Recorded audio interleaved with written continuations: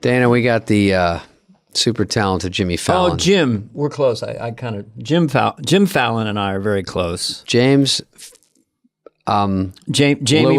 Fallon. Yeah. Is on the show. You know, he's an old That's right, Dave. buddy. Dana, I don't even know where I met him. I mean, I must have visited SNL and saw him over there, but kind of click easy with that guy. Actually, the first time I was on the show, on the Tonight Show, I thought he was being kind of a fake fan because he was so effusively nice. And then I realized he's like that, and he's a fan. He's great identically like guy. he is backstage as he is on stage. Yeah, he's a good guy. He knows how to be a talk show host. He knows how to keep that show moving, and he's always in a good mood. It's all you want. He's fun, and he'll ping pong anything you throw at him. And he's a great audience. I think it's not giving away or talking out of school, but you do your Michael J. Fox impression. Yeah. And we could see him on the Zoom a little bit, and he would fall almost out of his chair. Whenever he would fall, he'd laugh so hard he'd fall, and then he'd spin up the other side. Yeah. Not sure There'd how. be an empty Zoom thing, and then a giant Jimmy Fallon head would pump up in the front. You know, he'd just pop up. He's doing somersaults in that room. But he was a crusher on SNL from the get-go, just talented dude. Guitar, music, dance, he could do it all. He's what you call a no-brainer. Yeah. Hey, do you think I could be a sketch player? What can't that's a you no-brainer. So we're gonna talk to him. We're gonna cover everything, and we hope you like it. And here's our boy, the good-looking guy. Bit of a free fall in the best sense of the word. It's a bit of barely controlled mayhem and laughter. And we don't want to get any letters because I'm from the 50s. Don't write us letters about overtalk because at this point it came from effusiveness. Can you spell that, David? Remember you were... Yes, I can. Effusive, David. I-L... Oh, fuck, I'd be out already. Damn, I thought you had like 150 IQ. No, I spelled effusive the other day. And I also... There's another word I heard a lot lately that I really Serendipitous. like. No, I don't say that a lot. No, I say effusively because in a sentence. Effusively a lot? I say, why don't you compliment me effusively when I meet people? Okay, we have to do ads, but here is Jimmy first. We tend to ramble on because we don't really... We don't know how to organize our thoughts. It's called ADHD. Look into it, kids. There's pills for it. Anyway, enjoy our friend, James Edward Fallon.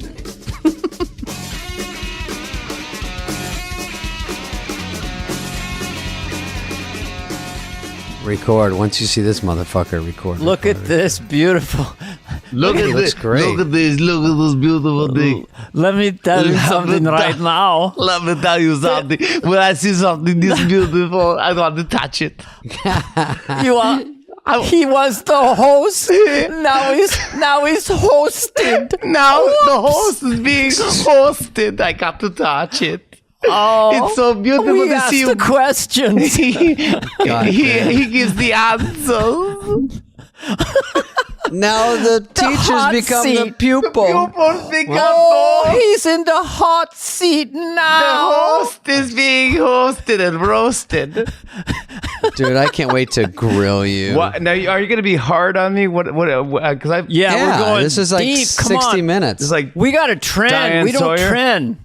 You got to say something crazy. she's so wacky. Some wacky stuff. You're doing a show tonight and doing this? Yeah, we got a good show tonight. Yeah, That's very nice of you, Jimmy, because yeah. this guy busts his fucking hump. This will be on in 2023, but who are the guests tonight? It's Glee Clark. He's the leader of a planet Xenon. Fucking bleep blop. Yeah. So we have guests Admiral from the future. Norb. From the Pentagon. Hey, that microphone's as big as his head. Look at that fucker. I know, because he's rich. That Mike? Not as rich as you, Spade. Bullshit. If I had his money, I'd throw mine away. Hey, money bags. Silver spoon. Hey, Moneybags. Yeah, life was easy for him. You know what I mean? Yeah, he grew up with 2 spoons in his mouth. All my cash is tied up in most of a Bitcoin. I told you, Jimmy, next time I come on your show, I'm just doing a French accent the whole time. I'll tell you now. I'm never going to stop. You won't stop. Just come on and just do a French accent the whole time. I won't stop. Remember that thing we did last time? We were out there as two European guys. Yeah. It was my favorite thing ever. I was just crying. I couldn't stop. I didn't want it to stop. I could have done it for a half an hour. Which was one? great. Are you talking about the Legends thing? You're the greatest. No, you're the greatest. Oh, That no, one. legend. You're a legend. Yeah, Legend is thrown around a lot these days for literally. I like when people go, I saw this thing about grown-ups. They go, all you guys are the goats. I go, do you know what goat means? I think goat is one. Do people know they just put a goat emoticon? They're too easy with that goat emoticon. Hey, you just make the A plural. You're the best of all those goats. You know, You're the goat of the goats. you're the best goat of the goats. also goats. You know, Dana, Anyway, thanks Jimmy, for coming on. Yeah. Love you guys. I You're gotta my get to first guy. business. Said, can we get Fallon for this podcast? They said the word was no fucking way. so it's your new nickname is Dream Guest, Yeah, all right. and you just run with that. I'm ready Yes. for the one. Are we started? Is this or no? It's almost over. Oh, we're half over now. Oh God, I had a great time. You wanna have a come heart back. out, but I have a heart out 1 minute before your Yes. heart out. How about that power Yeah. play? I have a hard Who's out. first? Yeah, my Every whole time I life do is a hard out. Dana, when I do a podcast, I go, all right, thanks, guys. Right in the middle of an interview, they go, thanks what? I go, later. And they go, what the fuck's going on? I go, I feel like I've told it all. David said, we've tortured you enough. We got a guest going downtown. Dave, we'll let you go because we've tortured you enough. But we count David's yawns and the amount of little protein bars he has because he's Wait, David. I do need one, Heather. Can I get some green juice? Yeah. I got to stay awake for some of this. All right, so yeah, sorry. Here we go. I have a real thing to start with. Wait, do you want to have are we going to do like a whole thing where you just go like, "Hi guys, welcome back to Fly on the Wall." We're here with Fuck no! Have you heard this dog shit? We just We just record bullshit that and then it's later. Oh, over. Yeah, we do it. We do an intro at the beginning where we kiss your ass when you're not here, oh, good. and then. But listen, Dana. Here's a funny story about me and Jimmy. I knew it was going to be about you and Jimmy. It's Jimmy. On IMDb, it says I'm one of Jimmy's friends. That's nice. That's true. I put it on there. The Rolodex King, David. And when I go to New York, Jimmy, the three comedians I call are Jimmy and Chris Rock and Quinn. And one time about a year ago, Oh, my goodness. That's a fun group. So we all try to rally, you know. Jimmy's really good at rallying out. Jimmy's so busy and he always rallies for dinner or something. So we went out to Liller and, Jimmy, you were shooting at Coney Island or something. And you go, I'll try to get over after I'm done with Yeah, it was my... like an hour away from where we are, but that restaurant was so loud that night. Do you remember? Yeah, I know. Yeah. I hate But here was those. the other catch. Yeah. So first of all, you somehow I go, guys, Jimmy might come if he can, and you beat me there. That was one funny part. And then when we're in the middle of dinner and I'm just plotting how I'm not going to pay most of the dinner, that's all I think about. And then we all leave, Jimmy, and then you remember 2 days later, what do we see on Twitter? Oh, yeah. Chris Rock announces on Twitter he has COVID. And we don't get a text. We don't get a Nothing. phone call. So Yeah. Spade and I call each other, and Spade's like, "Wait, do we have to follow Chris on Twitter to find out that we might I have go, COVID?" luckily I do follow him and I you do have know to I hear have it about now. that online? Yeah. And then we ask him, he's like, what? Yeah, You read about it, didn't you? I go, well, yeah, but that was insane. Between a rock and a hard place. Good night. Yeah, it was- Never been done before. I think that's the whole story. Most of that story was just to say we had dinner. do you end up using any bits from the dinners whenever we hang out? It's sort of a compilation of what all you guys said, and it goes into my act. Well, John Mulaney said on this podcast he's looking for stories, and David does that too. Like Yeah. if someone Well- follows him at a McDonald's, he's got a 10-minute chunk. So he likes stories. Yeah. He's a storyteller. Guy asked me straight up for my McNuggets. Straight up. No bullshit. Just give me your McNuggets. Yeah, why not? He's going to go into it. And I said, fuck, no, I stood my ground, Jimmy. You think I'm a pussy, but I stood my ground. No, didn't you? You gave him one. I gave him one, yeah. Yeah, I know the Now, story. Jimmy, I know. He knows the It's story. Legendary. Oh, It's okay. legendary. It's on your IMDb page. Let's see if we can do something about Jimmy's beginnings that he's never been asked. That's kind of interesting. No Might chance. be impossible. I did a deep dive. You did? I can't believe. I mean, I love both of you guys so much. I can't even tell you. I want to go into your career and your stuff and everything you've done to influence me. I wanted to be Dana Carvey. I wanted to be. That's my whole reason for getting on Saturday Night Live, and that was my whole thing. Oh, you said David Spade wrong. I think that's that's age related because David. That's No, age, I wanted to be because Dana David, Carvey. I was sitting behind him at read-through with a knife. Well, yeah, you were my surrogate. You were my stand-in. Sometimes I do the church chat rehearsals. David had to get the dress on and sit in there for camera blocking, which I thought David, was just horrible. for a few minutes, can you sit in there? Dana's resting. But Jimmy, you were 12 when I got on SNL, and that's what I call the peak formative year. It's like when I was listening to Monty Python or whatever gets in your brain at that age and through high school. So I appreciate you, bro. Thank you. I can't even tell you how much I was such a SNL nerd. I would record it every Saturday night. I would be by myself. I wouldn't be. I didn't want friends over. I didn't want anyone around me. My parents. I didn't want anyone near me. I just wanted to study the show and watch it. And I videotape it. Then I remember like my favorite sketches, and then I would go to parties like whatever the next week or whatever, and I would bring videotapes with me with the best clips of SNL. Like I was like a human YouTube, just going or watch this part and watch this thing. But I mean, I was like, I loved chopping broccoli. Then she went downtown. But can I tell you, she's a lady I know. If I didn't know her, she'd be a lady I didn't know. I didn't know. Did you ever put that out? Like, is that out on Spotify or something? No, the only thing I want to say, which was mind-blowing a few years back when I did your show, and then it wasn't my idea, but all of a sudden they go, Jimmy wants to do Chopping Broccoli with an orchestra. Remember that? God. It was fucking crazy. So that was the mic drop of Chopping Broccoli. There was a string orchestra, unreal. And then I was playing Chopping Broccoli on a baby grand. I had a terrible hair day because New York water just flattened it. But anyway, that's just my But I chopped broccoli and I took it really far. She chopped. I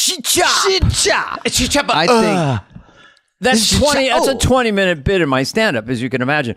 But anyway, that's so you, Jimmy. We do have a kismet. There's a connection to this musicality of what we do and the way you do impressions and everything. I brought a guitar. I mean, I'm in my office. So will you play something for us? That'd be awesome. You know, Dana, while Jimmy's futzing around, I have to say that if you're on SNL and you can play an instrument, Jimmy's like the perfect SNL guy. He plays an instrument. He's marginally good looking. He voted sexiest, one of the top 50. He was voted one of the tallest hosts of the year. And he's got a harmonica. He's fucking guy. Oh, I know he's going to do. Just for the people at home. He's going to do the supernatural. He's going to do one of three, either Dylan, Lennon, or Springsteen. No, which are all brilliant. Dylan's one, but I thought maybe Neil Young too. Oh, Neil Young. Yeah, just give me anything. This. I'm being entertained now by my guess. Neil Young would play the harmonica like he plays it differently than Dylan. Neil Young plays the harmonica like with the song, so he's like.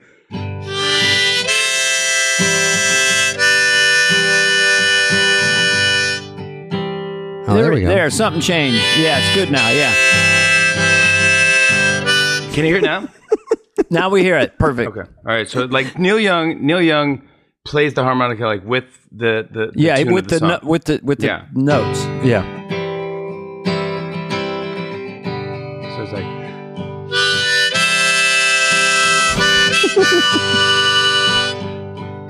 David and Dana sitting in a tree. Dana and Dave, we're just a fly on the wall down the hall of SNL. That's pretty good. SNL. Dana and Dave. Did anyone ever call you Dave? Some people do. You have to get in the real tight circles. And then Dylan's faster. Dylan's like, yeah, a lot of up and back. Like he hits the highest note of the harmonica and just screams it. So like, yeah.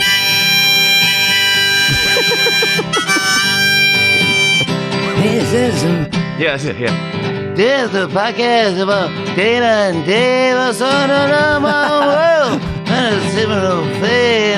Come on. Sign whoa. He runs out of stuff, he hits the harmonica. Yeah, exactly.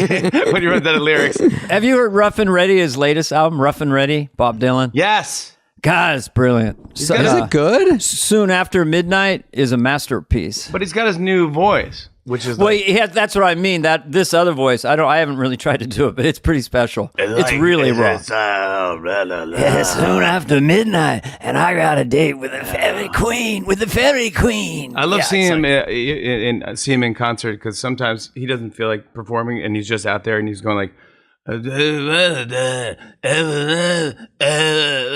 I'm like, oh man, this is weird. And then he's like, how does it feel? And you go, oh, I love this song. Oh my God. That's what he was singing? My friend. Yeah. That's what he was singing the whole time. when He was doing accidentally stumbles into a hit, and then he's like mad he did because he's not torturing you enough. He's Bob One of our Dylan. friends just saw Dylan here in LA 3 nights ago and was taking bootleg clips, but I guess it's interesting, but I think they said he did like a 45-minute song. Oh, no one I knew if got it a was the pop same quiz song for or what. Jimmy and Oh, David. okay. What is the one song from his big hits in the 60s where he stylizes his voice in a certain way? Lay, lady, lay. Yep.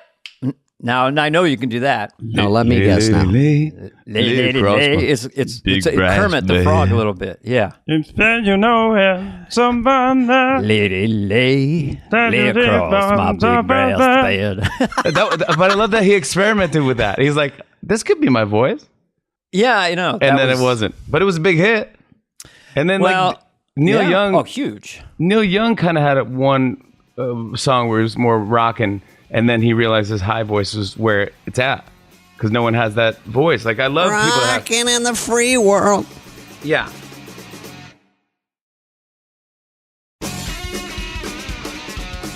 Did you do impressions of everyone on the staff of SNL? Not really. Like, Yeah. Who would be the big ones? Higgins, Mike Shoemaker, Marcy Name Klein. I mean, could you do cast members? Could you do Spade? Hey, buddy. Beep, bop, boop. Oh, beep, beep, beep. Yeah. I'm not going to be reduced to noises today, gentlemen. So I was opening the door. I walked in. No, David is an actual good sound effects guy, but he doesn't lean on it. It just comes out. They're woven in. I do you, I don't have Jimmy. music. I do you. You do? I just do a sound. Just sort of. Go. Yeah, I was just like, That's pretty good. That's It's the just best when you're- impression of me. it's when you're very, very excited. Like something very excited. It's just a sound of exuberance, which I was thinking today. Here's a compliment. You remind me of the Beatles. Oh, Jesus. Wow. The early Beatles, because what You they told me I reminded you of Kaja Gugu. you were kind Sorry. of Shaka Khan, but anyway, we'll talk later. Because the early Beatles just projected so much fun and joy, it was just irresistible. And that's what you do. I appreciate it. You know, it's very, it's interesting. You know, growing up in Liverpool, we were Liverpudlians. You know, and we'd never eat pudding. You know, and you'd think we'd have liver pudding. You know, but that's what pudding's different. You know, in England, it's not the same. You know, it's not the chocolate. You know, vanilla. You know, strawberry.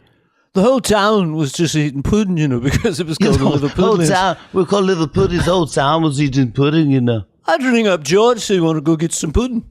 He I goes, say, I'm eating some right John now. would come up. John would come over, hit me over there with his guitar, like, let's go get some pudding. And that's how we wrote Paperback Writer. John would just come in and bang me on the head with his All that scratch turned guitar. into Paperback Writer. He'd smash you with the guitar. We'd sit for a plunker. And that's how we Let's have made... John would come in, he'd hit me over the head, you know, and say, let's go get some pudding. And that's how we wrote. That's how we wrote the White Album, you know. The funny part is I haven't heard... He banged me... He popped me over the head with his guitar. He said, and then we let's do started a plunking. Let's do a plunker, you know. We got into the song, so we didn't know what we were going to do. So I looked at George, you know. I hit George over the head with the guitar. And next thing you know, we have, you know, Sgt. Pepper. And, you know, John and Paul were the primary songwriters. Peace You and know, love, of it course, took they me were the great there with long peace time. and love. They were peace. They were. which one was peace and which one was love. We switched back and forth. They were my brothers. Sometimes John was love, sometimes John was peace, and then sometimes Paul would be love. And then I'd say, hey, love, and they both turn around, and I'd bonk him over the head with the guitar, and that's how we wrote Octopus's Garden. You came up with another Octopus's song. That was good. One time, That was good. we were Spade. lost. Spade, do you remember you made me laugh last time you were on? I was giving your intros, and I was like, he's blah blah blah. He's an Emmy award winning actor, and I go, is that right, Spade? And you were right behind the curtain. You go, yeah. Yeah, that's right. That's it. That's that tone David uses. No, Yeah. I do. There's a lot more going on with me. I can't be reduced to simple noises and yeah, I was the most complex comedian on the planet. Yeah, but no. Thank you. I remember we went to that one that event for Howard Stern. I remember. We went to this event for Howard Stern. Oh, I did stand up? Yeah, and I was like, "God, David, could you do the skiing bit?" And you're Right. like, "Dude, I don't take requests." But like, No, I did take requests and I did do it. you did do it. No, and you that was killed fun. it. That was a charity gig, and you were. That was real fun. It was scary because there was a lot of people. You in a tiny crushed room. that night. It was unbelievable. But the Spade skiing crushes, bit, man. what was the skiing bit? Because they're like, your friends want to go on the Black Diamond trails, and you don't.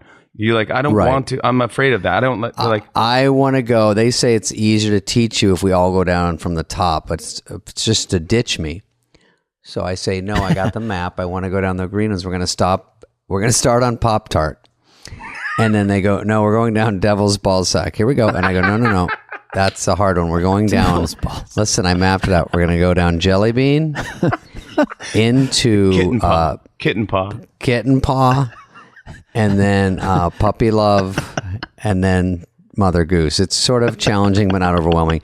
Nope, Hitler's abortion. Here we go. 2 by 2. Everyone line. I go, no. We're going down Hitler's abortion. Is the name of the trail. That one sounds hard. Yeah, that one.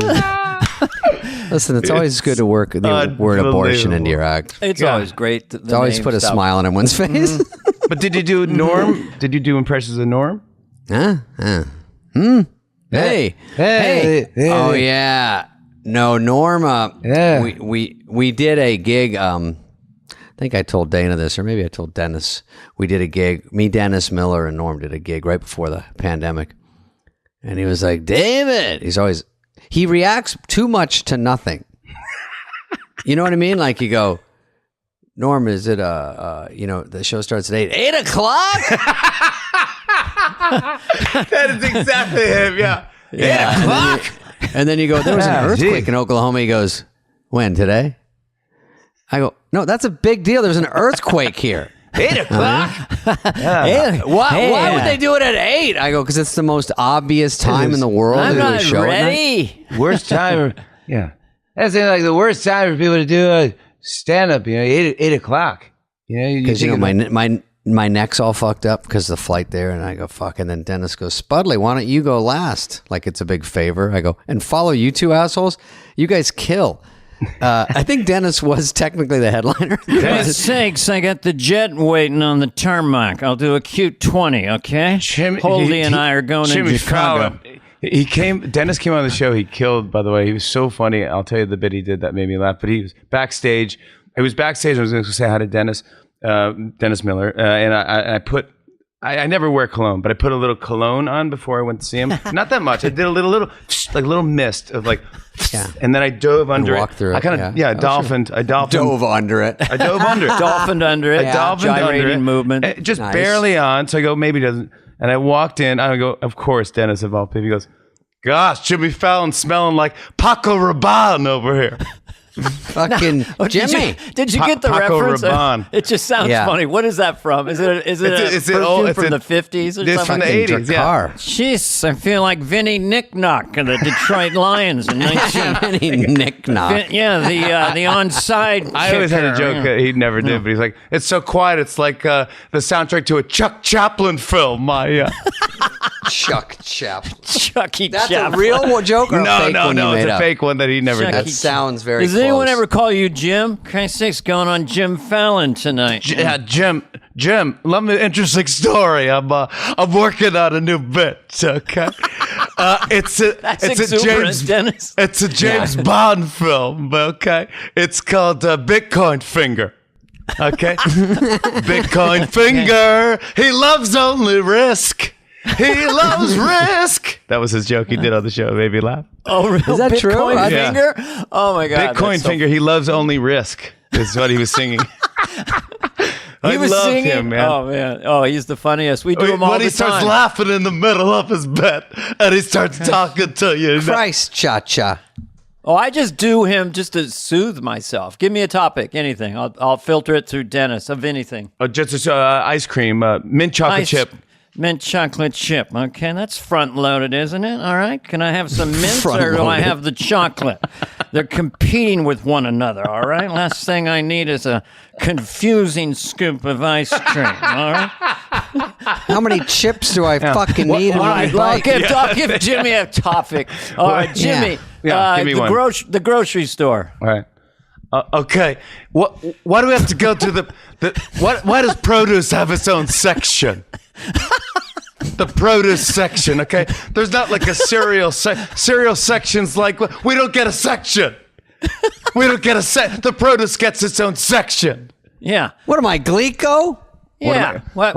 I'll have Glico Christ's the bag sakes. boy. Hey, Glico the bag boy. Why in Christ's sakes we gotta have 600 different kinds of cereal, okay? 50 wasn't enough, all right? You I need guess, 29 no, I Fruit wanna pay- Loops variations. I want to pay an extra $2 for the organic apple. Don't really see the difference. Hey, do I want to round up for Ukraine? Where's that fucking cash going? Come on, let's be honest. Jesus Christ, fine air Qantas, okay? Who's up front, a koala bear? Okay. Okay. All right, yeah, good. 29 hours to Melbourne. That's Paul a nice Hogan in flight. first class going, that's not a knife, this is a knife. Just eat Yeah. your freaking sandwich. Paul Hogan. I actually did. I submitted a thing at SNL that didn't get on, and it was Alligator McGee. It was a takeoff on Crocodile Dundee or Alligator something. And everything was bigger. He goes, that's not a refrigerator. This a refrigerator, and it's like 20 times bigger. Just everything.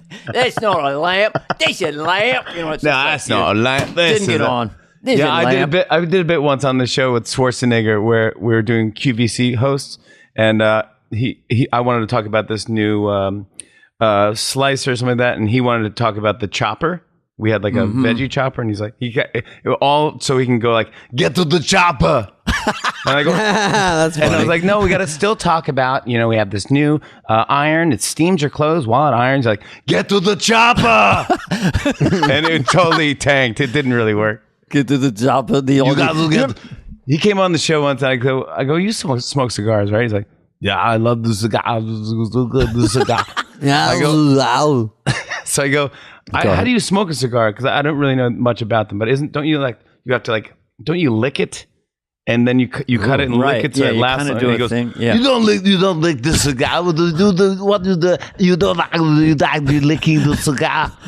You don't like Listen to this guy with the licking. You You don't want to like lick with the guy who's sick of the guy the licking. He is so positive. Big and gaga. there is no problem in life with Arnold. That's why I actually, with one of my brothers, I always say, what would Arnold do?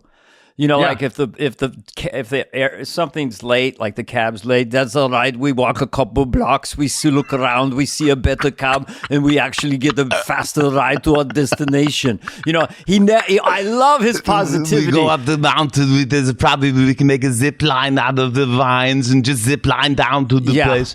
That's right. We forgot our skis, so we get the wood from the forest. We chop and we make wooden skis. We strap them together with the pantyhose or whatever we have, and we go down the mountain. We And take then the we're ready Spanx. for We take the evening. Spanx off and inflate our Spanx to make a hot air balloon, so that we can fly to the destination. We'll get off much faster and better for the environment. And we give rides for children. The children go, and we make lots of money.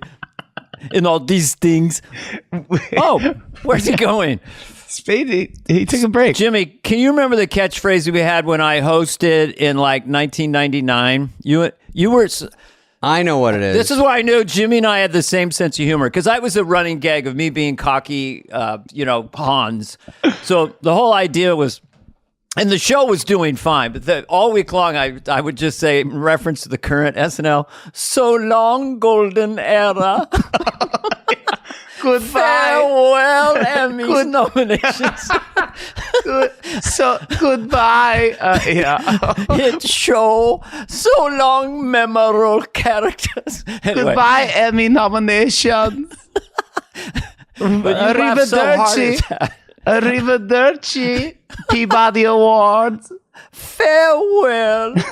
No, what was the one you did the kind of redneck character last time you were on with Mike Myers? Rednecky. Rednecky, the redneck comedian. I actually have a couple in case you asked for that. Oh, God. That's my favorite thing. I'm Redneck, the redneck comedian.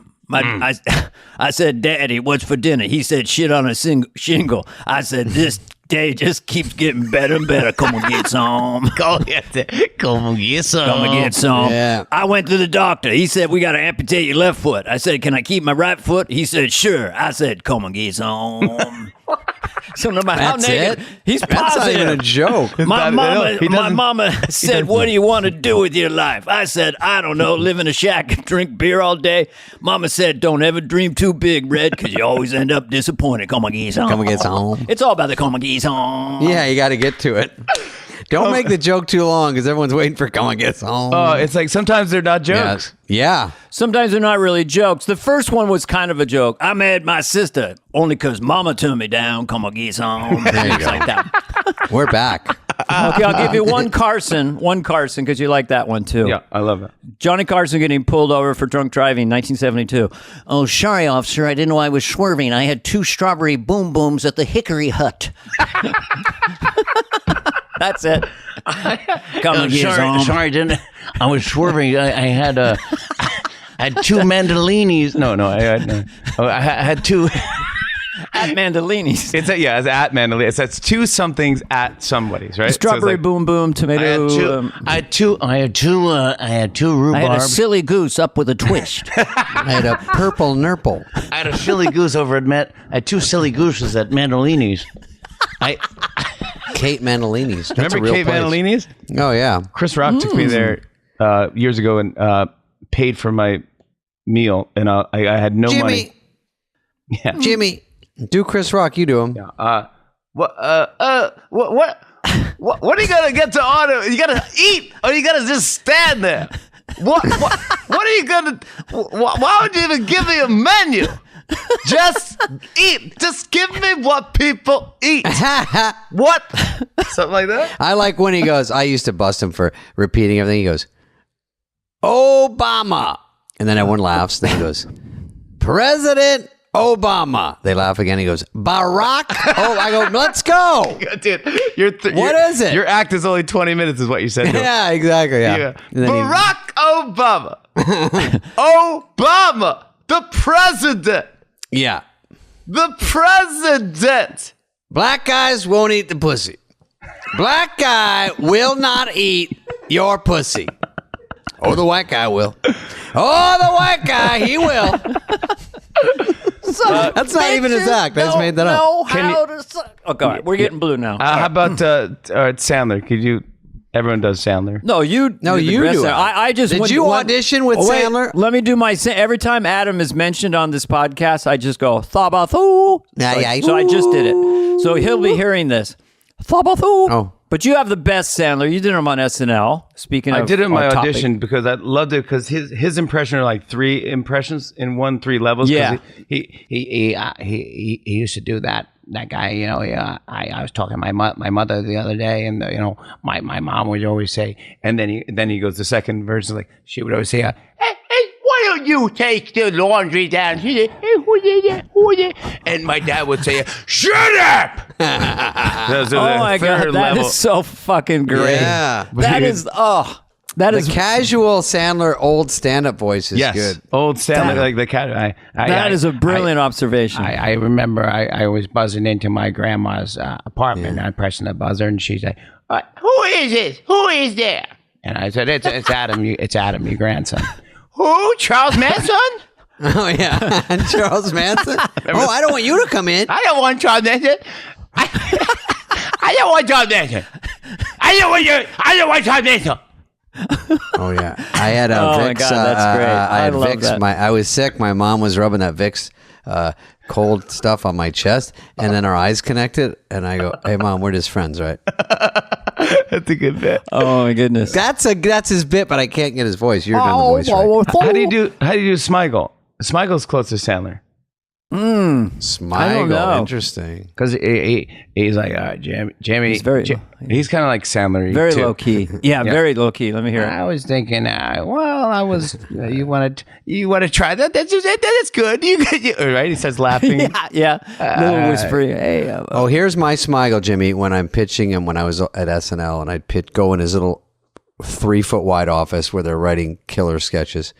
Yeah. And I'd knock and go, "Hey, do you want to help me with this?" And he goes, "What is it?" And he has a nervous laugh because he doesn't want to do my sketch. So I go, "It's about a guy who does this," and he goes, I don't think I could do that. I don't think I like that one." Very low key. In the nicest way, laughing at you. He's so nice, but he's kind of laughing nervously, like, how do I tell him? Yeah, Spade. And he would just look off into I don't wanna space do and that. start laughing. You ever seen him do that? Where he's just he's in the room and he's just staring at the wall or something and laughing, looking up. I love He's making him thinking of laugh though, something. because when you do make him laugh, I made him laugh once. He never put it in a sketch, but it was like, how does Dracula? What if Dracula was a comedy writer and he was like judging the laughs? So it's like he's like mwah ah ah ah mwah ah ah, and then you tell another joke. He goes mwah ha.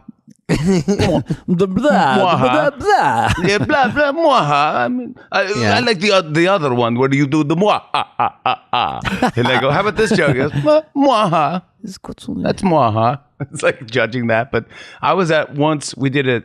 He does those charity things. They're really great. Night of Too Many Not too Stars. many Yeah, stars for for autism. autism. Mm-hmm. And I did a bit with Tina Fey, and we were in we're at Radio City or someplace, and it had an orchestra pit in the front, and he came out, and he had a laptop with him, and he's got his glasses on. I go, what are you doing? What's up? What are you doing, Smigel? And he goes, oh, I'm changing all the fucks to shits because we're airing on Comedy Central, so we can't say dirty words. So I'm changing all the fucks to shits. Or something. I go, oh, cool, or whatever. So I'm doing our bit with me and Tina, and I see Smigel backing up, and he's typing in this thing, and he backs up, and he falls into the orchestra pit. He falls like 6 feet down into the. I go, holy crap! I run over. I go, Smigel, are you okay, dude? What's up? Are you? He looked like a Jerry Lewis would look like if he fell. It was like a chalk outline of a body. His glasses were broken, and the laptop was in three pieces. And I ran down. I go, dude, oh my God, are you okay, buddy? And he goes, without missing a beat, he goes, change all the fucks to shits. Oh my God, that's too funny. By the way, what a dumb note. Like, no one's offended by shit. Like, that was his last words, you know? Wow, that was. I'm going to laugh about that even more later. That's going to go through my head today. It's so funny, man. That's so Robert. He is so fucking obsessed.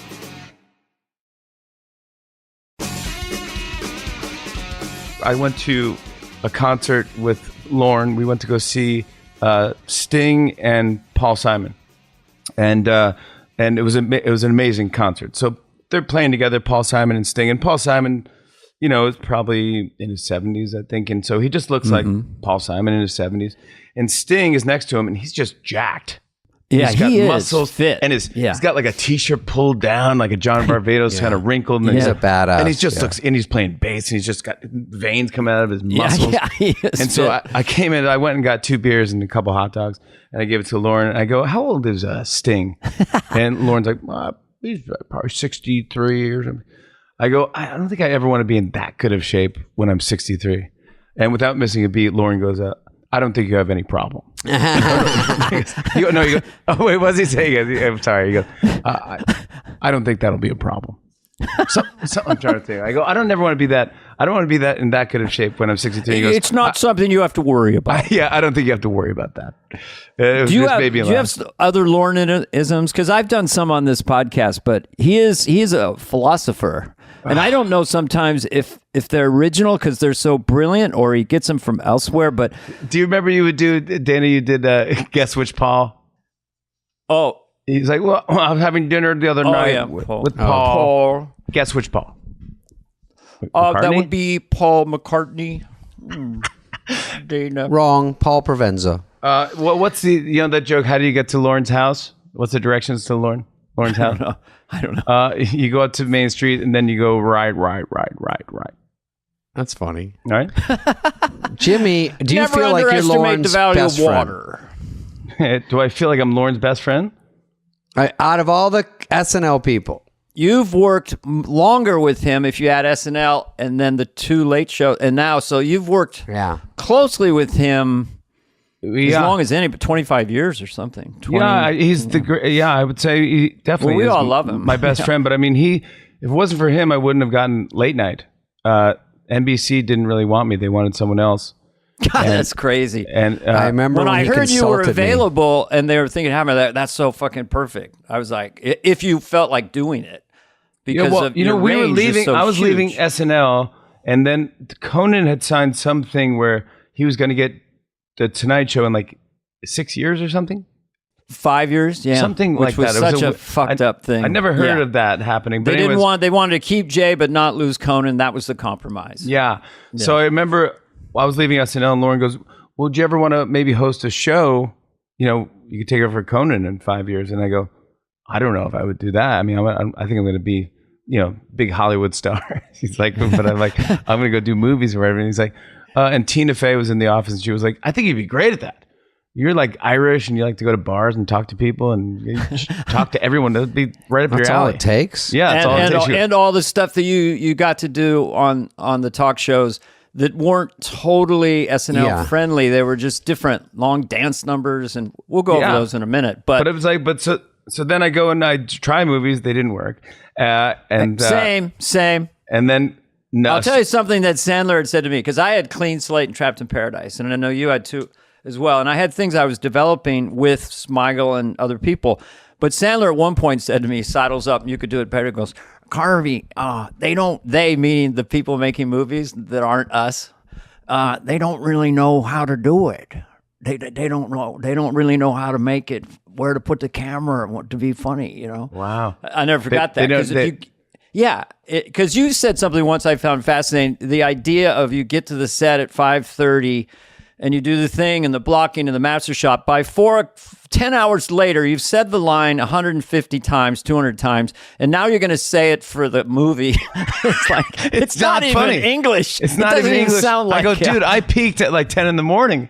Yeah. You want me to be funny now? I'm so exhausted. I'm like, I can't be funny. And like, then it's movies just weren't my thing at all. But then, Lauren, he goes 5 years later and he goes, remember I asked you that thing? I go, yeah. I go, well, let me ask my wife because now I'm married. So I go, okay. So I asked Nancy and she's like, you got to do it.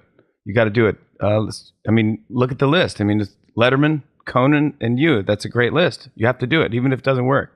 So she was like, I'll move to New York. And so I said, yeah, I want to do it. And then NBC was like, yeah, we're not sure we want to be in the Jimmy Fallon business. Oh, really? What the fuck? After all your SNL stuff and your talk show appearances? When did you host the Video Music Awards? Because I thought you did a great job. I go, oh, this is a whole new thing. Like, you were perfect for that. Yeah, that and was... you were playing your guitar. 2004 or something like that, or 2002 or something like that. One of those. Was that during SNL or right after? That was during SNL. Oh, no. That was right after SNL. That's what I was leaving to do movies and stuff. Because that was like a good all-around. But you were a smash right away, right? Yeah. When you got on that late night show, pretty much, right? Well, it worked, yeah. It kind of. Yeah, smash was a strong word, Dana. Yeah, smash is a strong word. I'll say stuff that I say about Jimmy, when he's not around. There's never been anyone with your range and you're so versatile, talent-wise. There's no one. No, I'm going back to Steve Allen, and then also your likability is a 12. Yeah. And then your interview skills, where you make it all about the person. You're just like Carson. So I thought you were like made out of a factory, and then tall and handsome. I was like, and he can play guitar, and he does Dylan, and he can do Neil Young better than Neil Young, and you two could make it tonight. And they think the Roots and Jimmy are better than you two. It's like, it goes on and on. So yeah, I felt you were made out of some kind of German factory. We shall make the greatest talk show host in 6'2" check, voices check, likability check, Let them go. Release him. dancing. I heard from somebody, a little birdie told me, that when you and Justin Timberlake are out there doing all your choreography with the choreographer, that no, he can't. You get it in one take. Like this woman does like 10 steps, and you like No way. you can do that too. So No. that's my mic drop on complimenting Jimmy Fallon. I'll take the mic drop from Danny Carvey. And Jimmy's willing to travel to Coney Island for bits. That's right. Because when they do, like I always tell them when I come to New York, I go, so you do the show, which is already like a beating, just a long day, and you have to be very present and focused. And we're gonna do this. We got to rehearse this bit, and then sometimes after the show, you travel somewhere and pre-tape something. Yeah. It's like J-Lo wants to go on the Jungle Gym, and we got to go to Long Island for this bit, and then you got to do bumper cars with Chris Jesus, Hemsworth. but You gotta do it. 30 years Yeah. in, Letterman stopped doing that, right? When you get to hit 30, Christ's sakes, into that fourth decade, I think it's a hard out at 5:30, all right?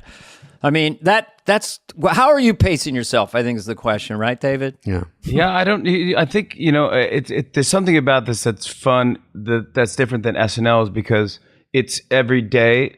So SNL, if you did a sketch and it was and it tanked, you had a week. had to wait.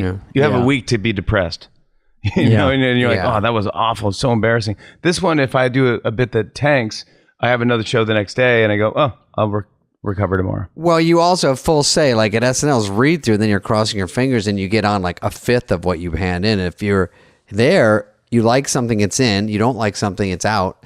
That's Yeah. kind of good. At least you go with your strength. You go, I think I can make this one work. We You got know, great and sometimes- writers. We're in a good groove right now. We got some great writers here and good producers. It's like, oh, it's super fun. It's like, when it's really fun, it's like kind of camp, almost Yeah. like summer camp. Everyone's together, and I got a bit, and I got a bit, and I got a thing, and it's like that's exciting for me. And so every day I come in and you go, oh, that's such a dumb idea, but I love it. Let's do it because it'll make me laugh. Right. And when you go on the show, Dana knows, for the audience, you're very helpful. So, it's a fun atmosphere. You get backstage, you come back, bullshit a second, and then you go out there, and if I'm stumbling through a bit, you're jumping in, helping, and making sure everything works. So all that stuff helps because you want everyone to look good, and the show keeps going. But the show keeps going still. So I guess it's just up to you to figure out one day if it's just too much. Jimmy of a is the only, beating. and I've loved all my hosts, Letterman, everybody, Conan, all of them. Jimmy is the only one who I literally could go out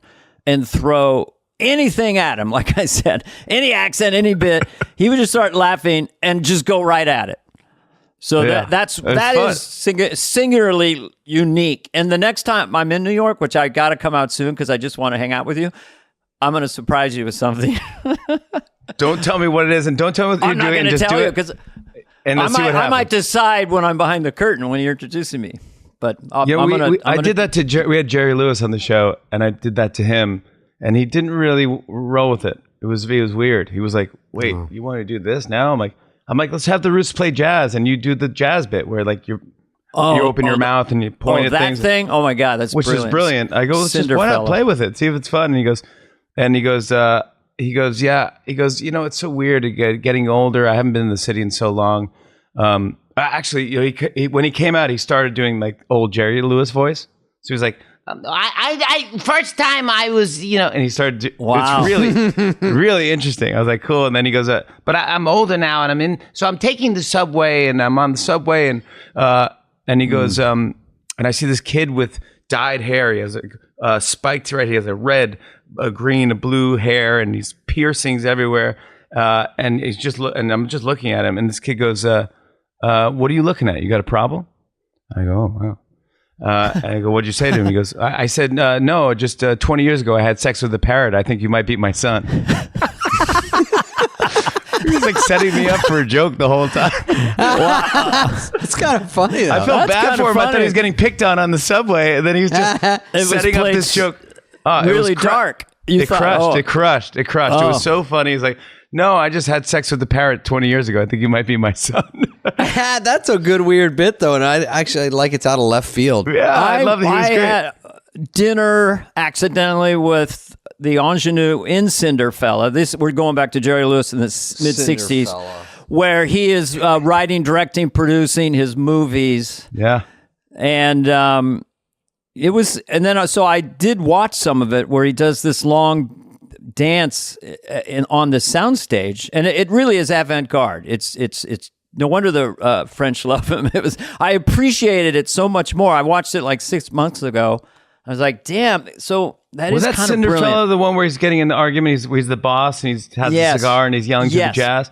Yeah. It's the best thing. It's unbelievable. And might have been called self-indulgent then, but now it's like it just keeps going and going and going, and it's brilliant, really. I really swear, I thought Sandler was talking about doing a remake of Cinderfella in the old days. It sounds kind of up his alley. He can say that's true or not, but I remember. Why did I hear that? I think he really just thought That's Jerry Lewis Adam's was funny. Spade, are you working Adam's on character. Are you doing a new Netflix movie? You know, that's a great question, Jimmy. I'm glad that when I just texted you that, you got it. Because you know what? The Wrong Missy was unbelievably funny. It was fantastic. I loved it. You know, and everyone I thank you, recommend, Jimmy. everyone I'm like, dude, you want to laugh? Watch The Wrong Missy. You won't even believe how funny. And everyone's like, it's the funniest movie ever. The Wrong Missy we stumbled upon, and there was a rumor at the beginning you were going to ask us questions, but I'm glad it's finally happening. The Wrong Missy. No rumor. There's a rumor when you were like, I want to ask you guys stuff. I'm Hey like, man, oh, that good. movie did 200 billion minutes, or however they keep track. I mean, it was insane. You know, It's like a billion. when We did a billion you seconds. find out, 3 billion and they seconds. call and they go, it's the trillion number one seconds. movie in the world, and you're like, I can't believe it. They're like, we can't believe it. That's pretty funny.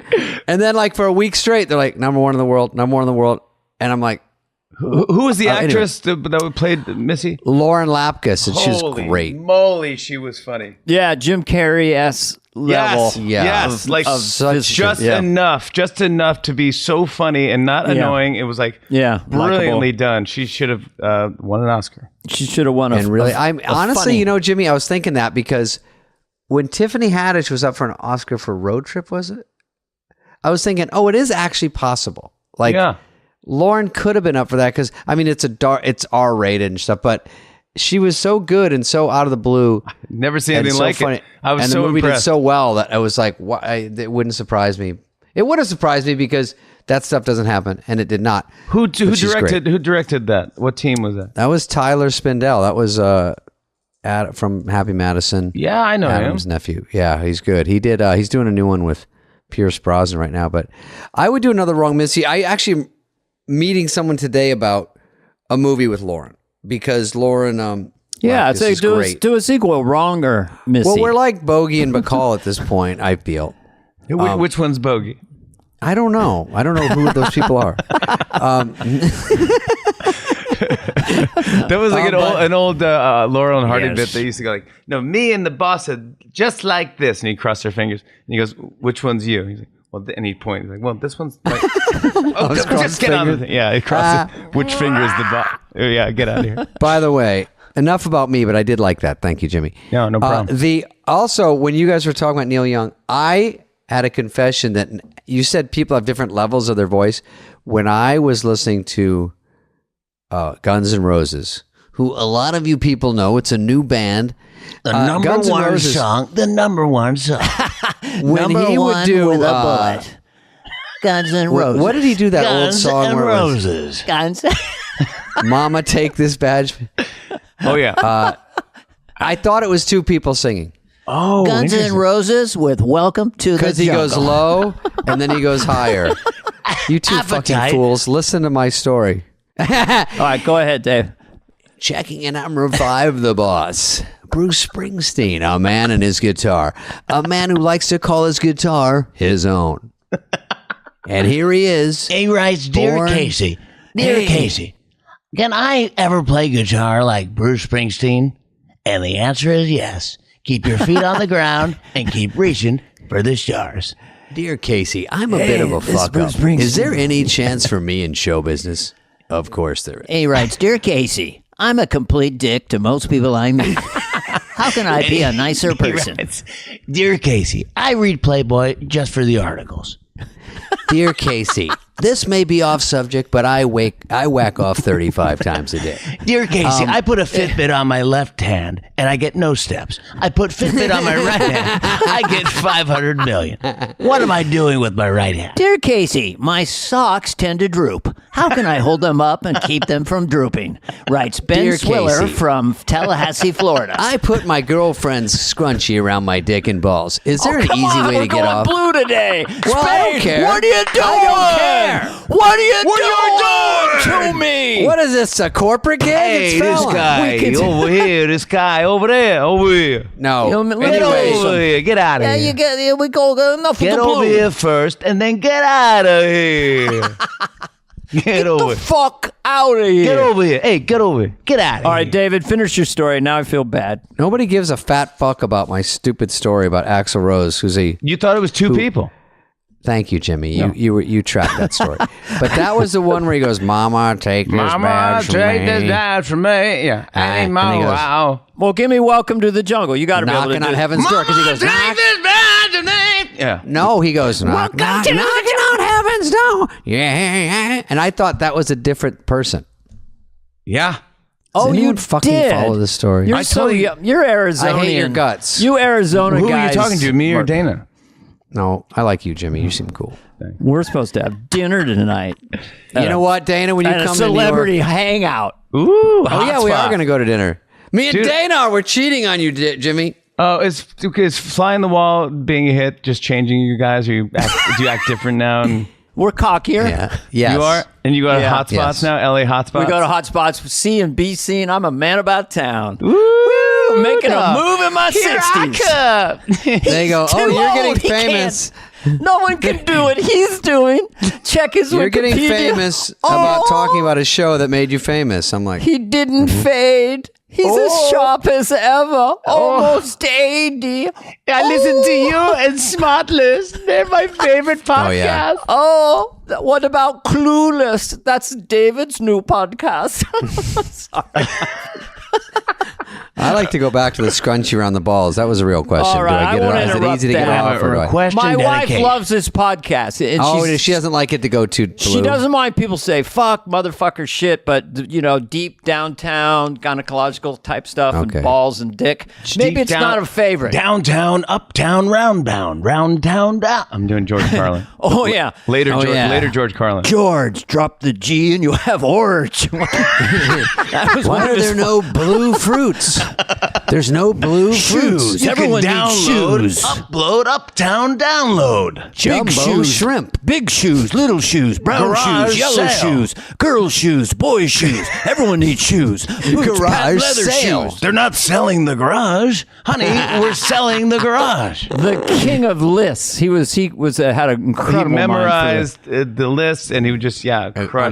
blueberry yogurt, strawberry yogurt, vanilla yogurt. If he'll shut the fuck up, I'll At the end, it was like that. It was like, there's no blue food. And you go, what about blueberries? And he goes, okay, there's one. I waited on George Carlin at the Holiday Inn in Oh, I've 1976. heard. Tell Jimmy. I brought him a bowl. And we liked it. We loved No. I waited on George Carlin in 1956, and he was doing hippy dippy weatherman. He's a hippy dippy weatherman. He's not a normal weatherman. He's a hippy doo weatherman. Tomorrow's forecast, hot.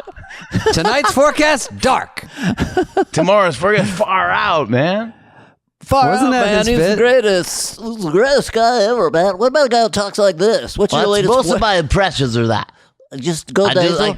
I was Pat O'Brien. I did Pat Everybody. O'Brien like that. I did a Pat O'Brien's great. DJ. Everything was this voice. I would do a welcome back. You're listening to Z105, everybody, and we're here with with the great David Spade. David, we're just talking back because I wanted to talk about your movie. We'll be right back on the Z. Z105. And then you go to they go to commercial, and you go, David, thanks for being here, man. We're going to talk about your movie. I was so funny on Netflix. All right, here we go. We're coming right back. And we're back here, Z105. I'm here with David Spade. Hey, David, I did not like your movie. That was terrible. And you go, wait, you just told me before. That's basically how you do Regis Philbin. You got to go there if you're going to do Regis. Honest to God, is there anyone better than Jimmy Fallon? No, He's very nasal. I've stolen your Regis Philbin. I do your Regis Philbin when I do it, and I do Dana yelling like Regis Philbin. That's it. You got it.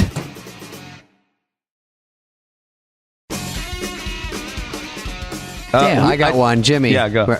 Before I got to go in a little bit, but Jimmy, We have a hard hour.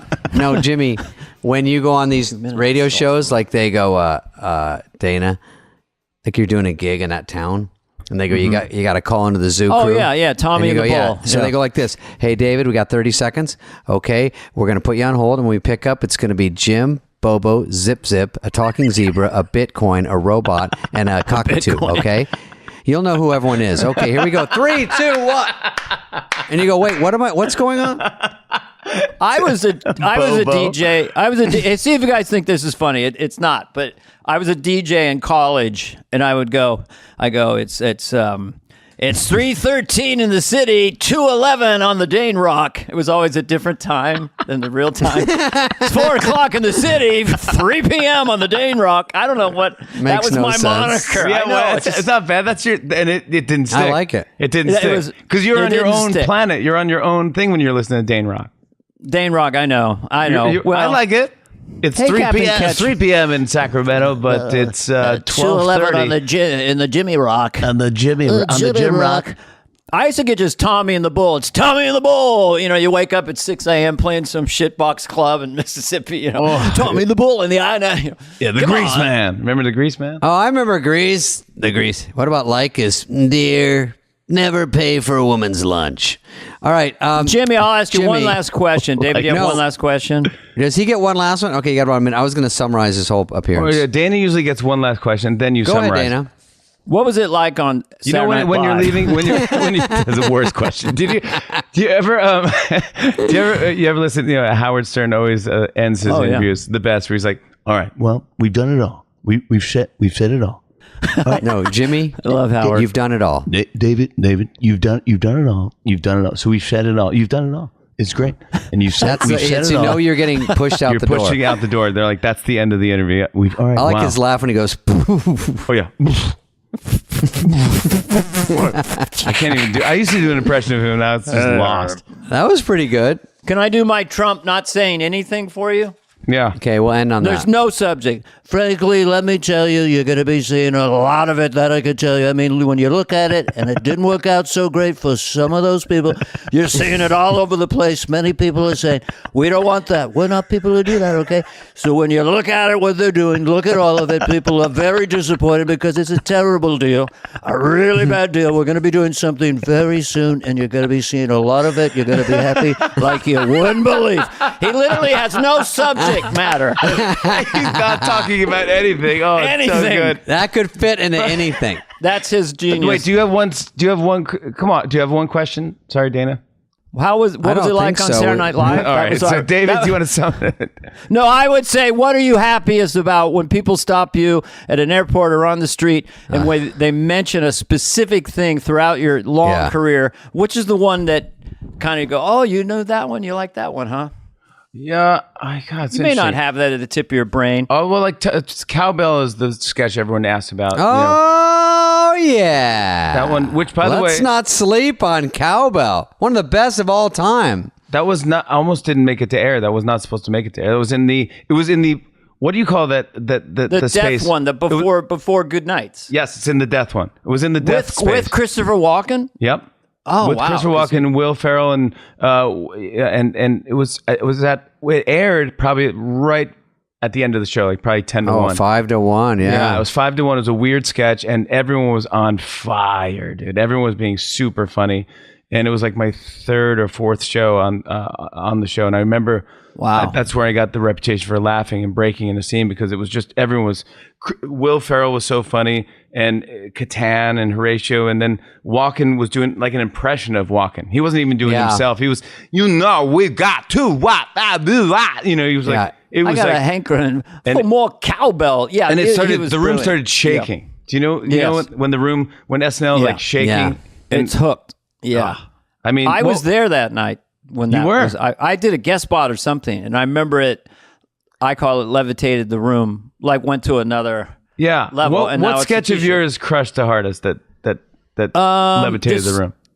I Head Wound Harry? Head Wound Harry with the dog is up there. I was there for that. I was doing Church Lady with Joe Montana and Walter Payton, a lot of sexual innuendo. I wasn't my proudest moment, but this old guy came up to me afterwards. I'm in charge of sound. I've been looking at the meters for decades, and I never seen them peak like that.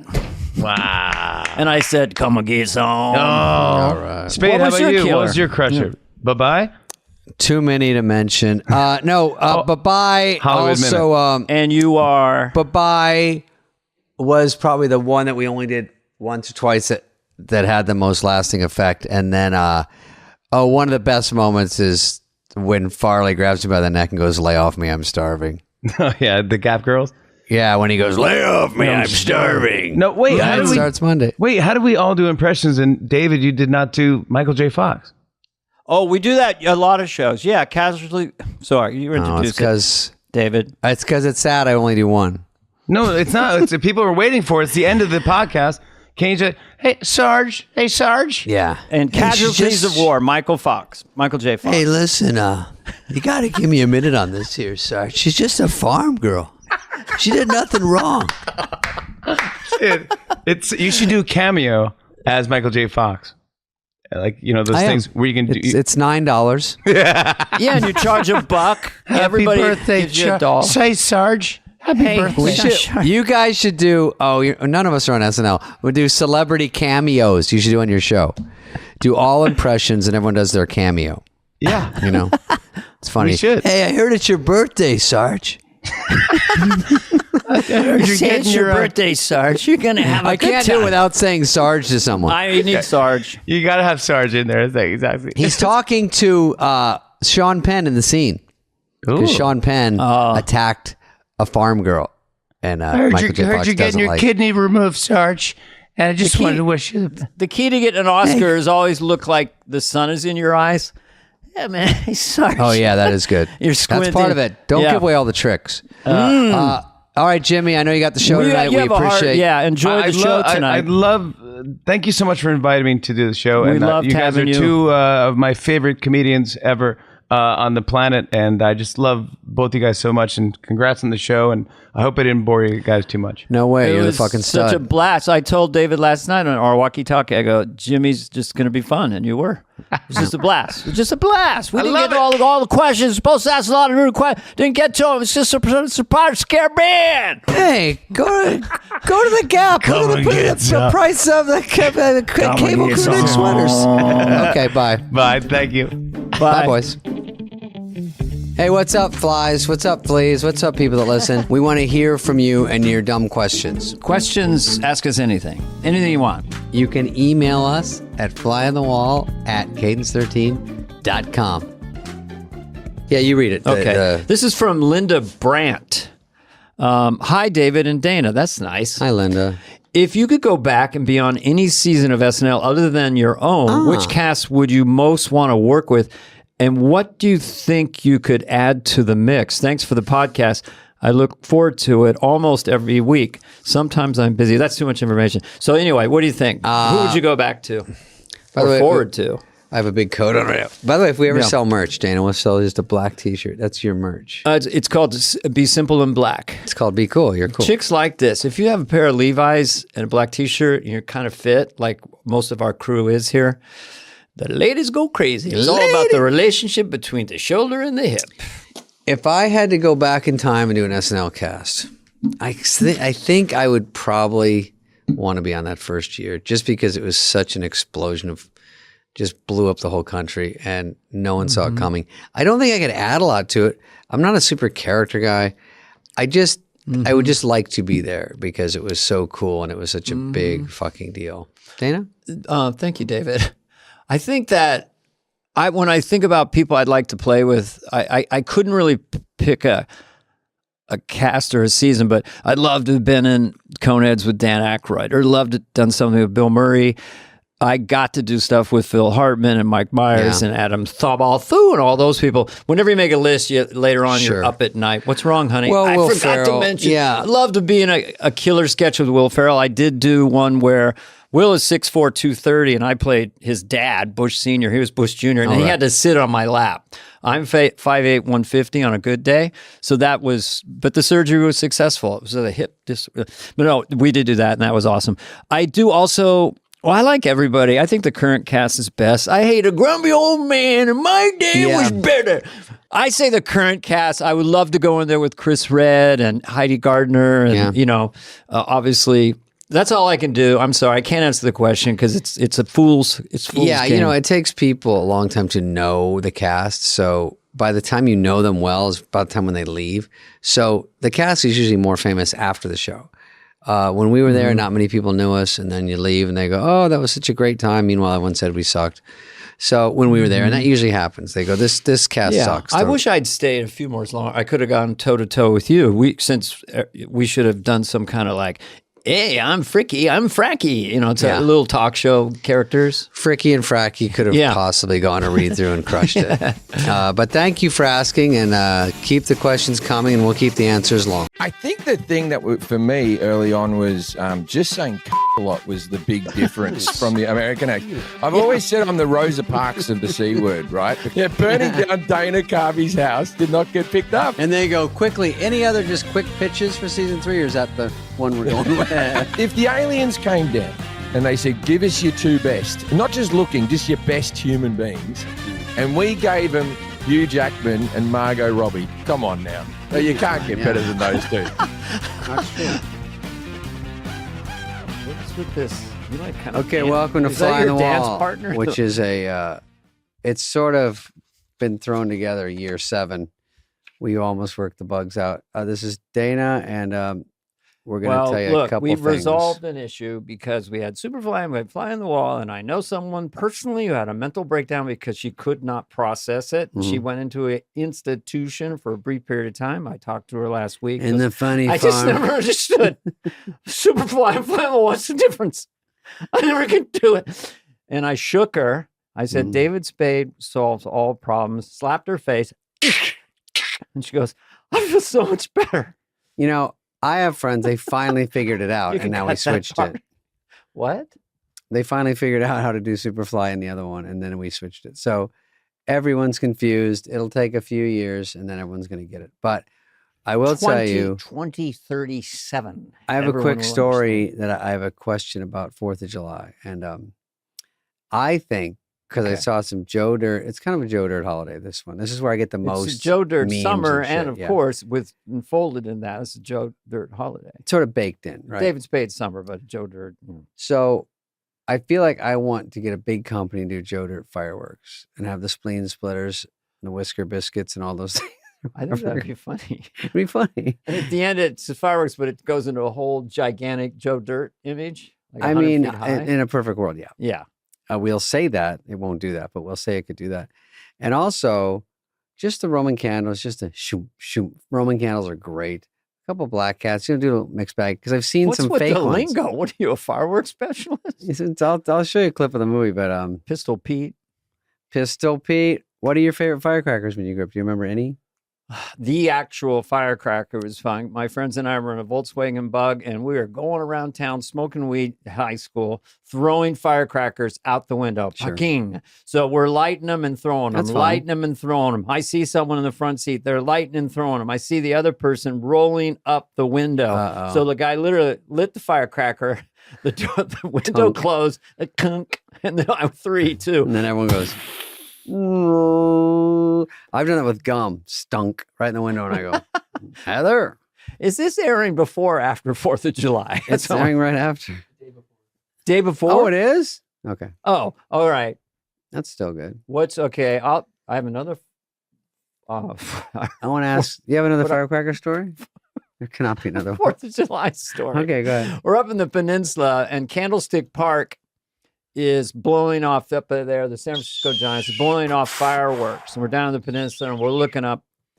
And I said, "Look 'em candle." So my friends again were pretty high, so they laughed for like 2 hours. Look 'em candle, And then when a friend would go down to grab his beer or water or something, you'd always say, "Oh, you just missed it." And that became our running gag. That's not a bit. You just missed the best one. The best one. I always think the last one is not, like I go, that's the last one's got to be. And then there's more. Well, that's just funny when they're like, and then it's fading out. Okay. And then they go, yo, it's got to be the finale. Wait a second. Then another build up. Yeah. Oh, good. You got the sound effects. That helps it. All right. Puff Daddy trial. Puff Daddy trial. Okay. What would, Scooby? Well, here, and now we're going with the Scooby News, brought to you by Scooby Doo and Casey Kasem, starring as Shaggy. Yeah, so catch us up, well, Shaggy. P. Diddy's trial is resting, Scoob. Okay, you do the dog. Okay. P. Diddy's trial is resting, Scoob. Apparently he had 1,000 bottles of baby oil. No one knew what he was doing with them, Scoob. What do you think they were doing? What? Anal. We can't say that on a podcast, I a barked. PG-13 podcast. I said, "Rrr." Oh, yeah. I understand what you're saying, Scoob, but I don't ever want to go to a freak off at P. Diddy's. Now, let's make like a banana and split. Zoinks. Yoinks. Ooh, there's a pastrami sandwich. Phil's over there going, what did I sign up for? Fuck, he knows his my face. He God. goes, this isn't the real thing, is it? When Yeah. do the real guys come in? I think it's not the A-team, is if it? Puff Daddy gets off, which he might have by this time, His ego will be puffed up. Go there's a ahead. lot of people that want him to get off. They just say, oh, They want him to get off. they want to all beat right. the court system. Fuck those guys. They're just Mhm. trying to hassle Puff. He's great. Mhm. And he'll run out and be such king cock because he'll be like, King now Kong. everyone knows what I do.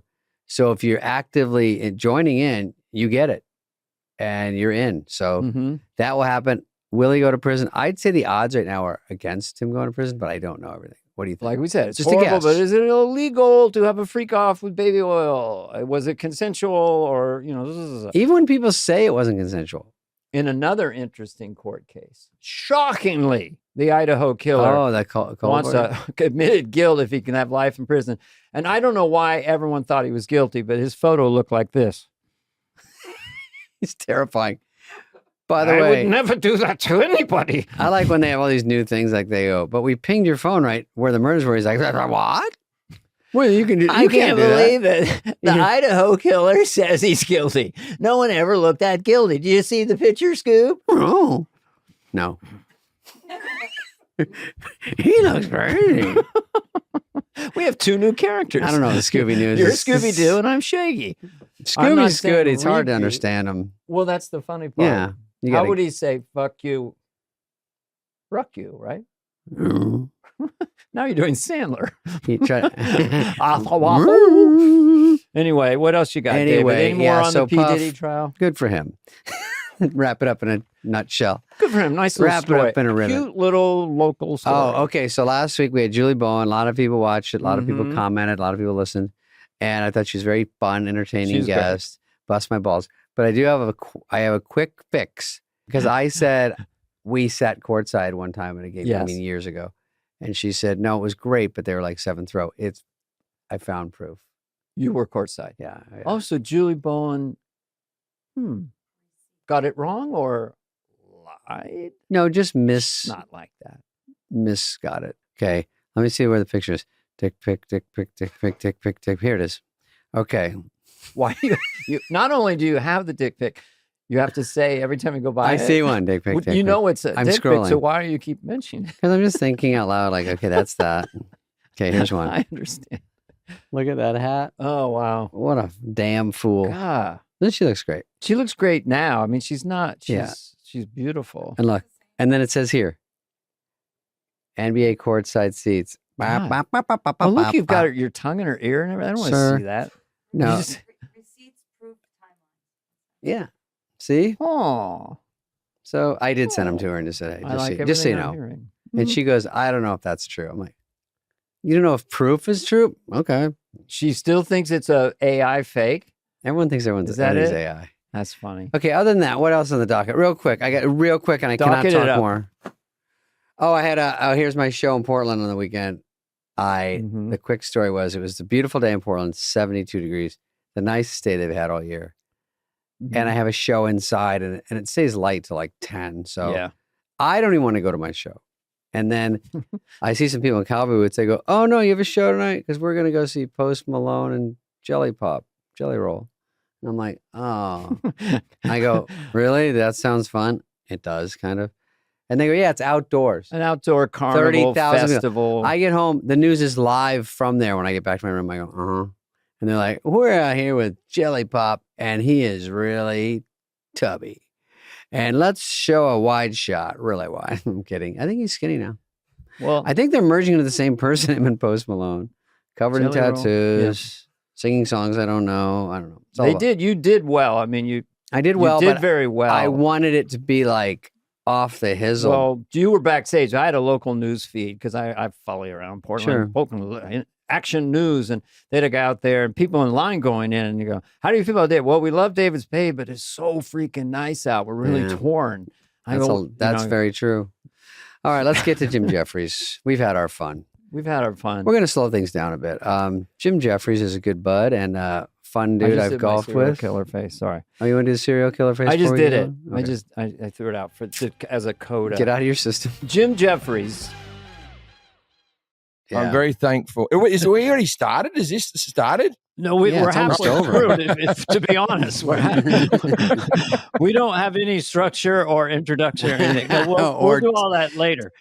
Content or anything. Well, obviously, I've met David. I've met David many times before, and I've never. Yeah. I've met you in passing, Dana. But I'm a big fan, mate. I'm very excited to do I this saw podcast. you go crush. We met at John Lovitz's comedy club, right? That's correct. That's Oh. correct. That's Yeah. correct. A while back. And you were kind of unassuming. You had your accent and everything, whatever. And it was a kind of a rough room because that high stage and everything. But That's then like you just three you did- stories. then you killed. And I go, God, this fucking guy, man. Got some game. Oh, thank you.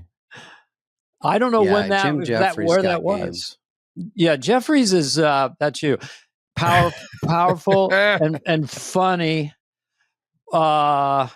I was going to ask you that. Like you were one of the first that really stepped outside the lines in some of your early specials. Like, Yeah. and comedians love it because I don't do that, but I love when I see someone who's literally saying exactly what they want to say without any censorship. It's you do it. I think the thing that for me early on was just saying cunt a lot was the big difference from the American accent. I've always said I'm the Rosa Parks of the C word, right? Because before A lot of people are saying that. A lot of people. Before me, there was a restriction. You couldn't say it in the comedy club. You could say whatever you want. So my first comedy special for HBO, I swear to God, right? I swear to God, had a light at the back of the room, and it was a 15-minute mark. You know how us comics, we normally have a light when we have 5 minutes left, Sure. right? To get off the stage. I don't know if many people know that, but that's what we have. We have a light at the end of the room to tell us when to get off the stage.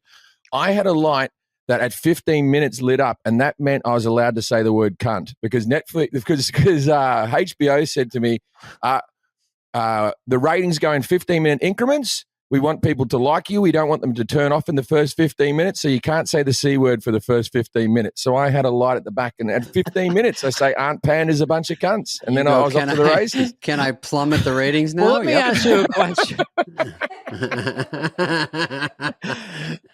Are you like if an American hears either a British or Australian accent saying the word can't, Yeah. it's softer to our ears. Are you guys Yes. enamored as Australia? Should I go down there and play little tiny clubs? Not like I'm a huge star anymore, but I would play down there. Are they enamored by the way our accents are? Like we are enamored of Australian and British accents. The short answer is no, we're not. You asked the big star down there. Your movies are massive. The difference is we grew up watching your TV all the time.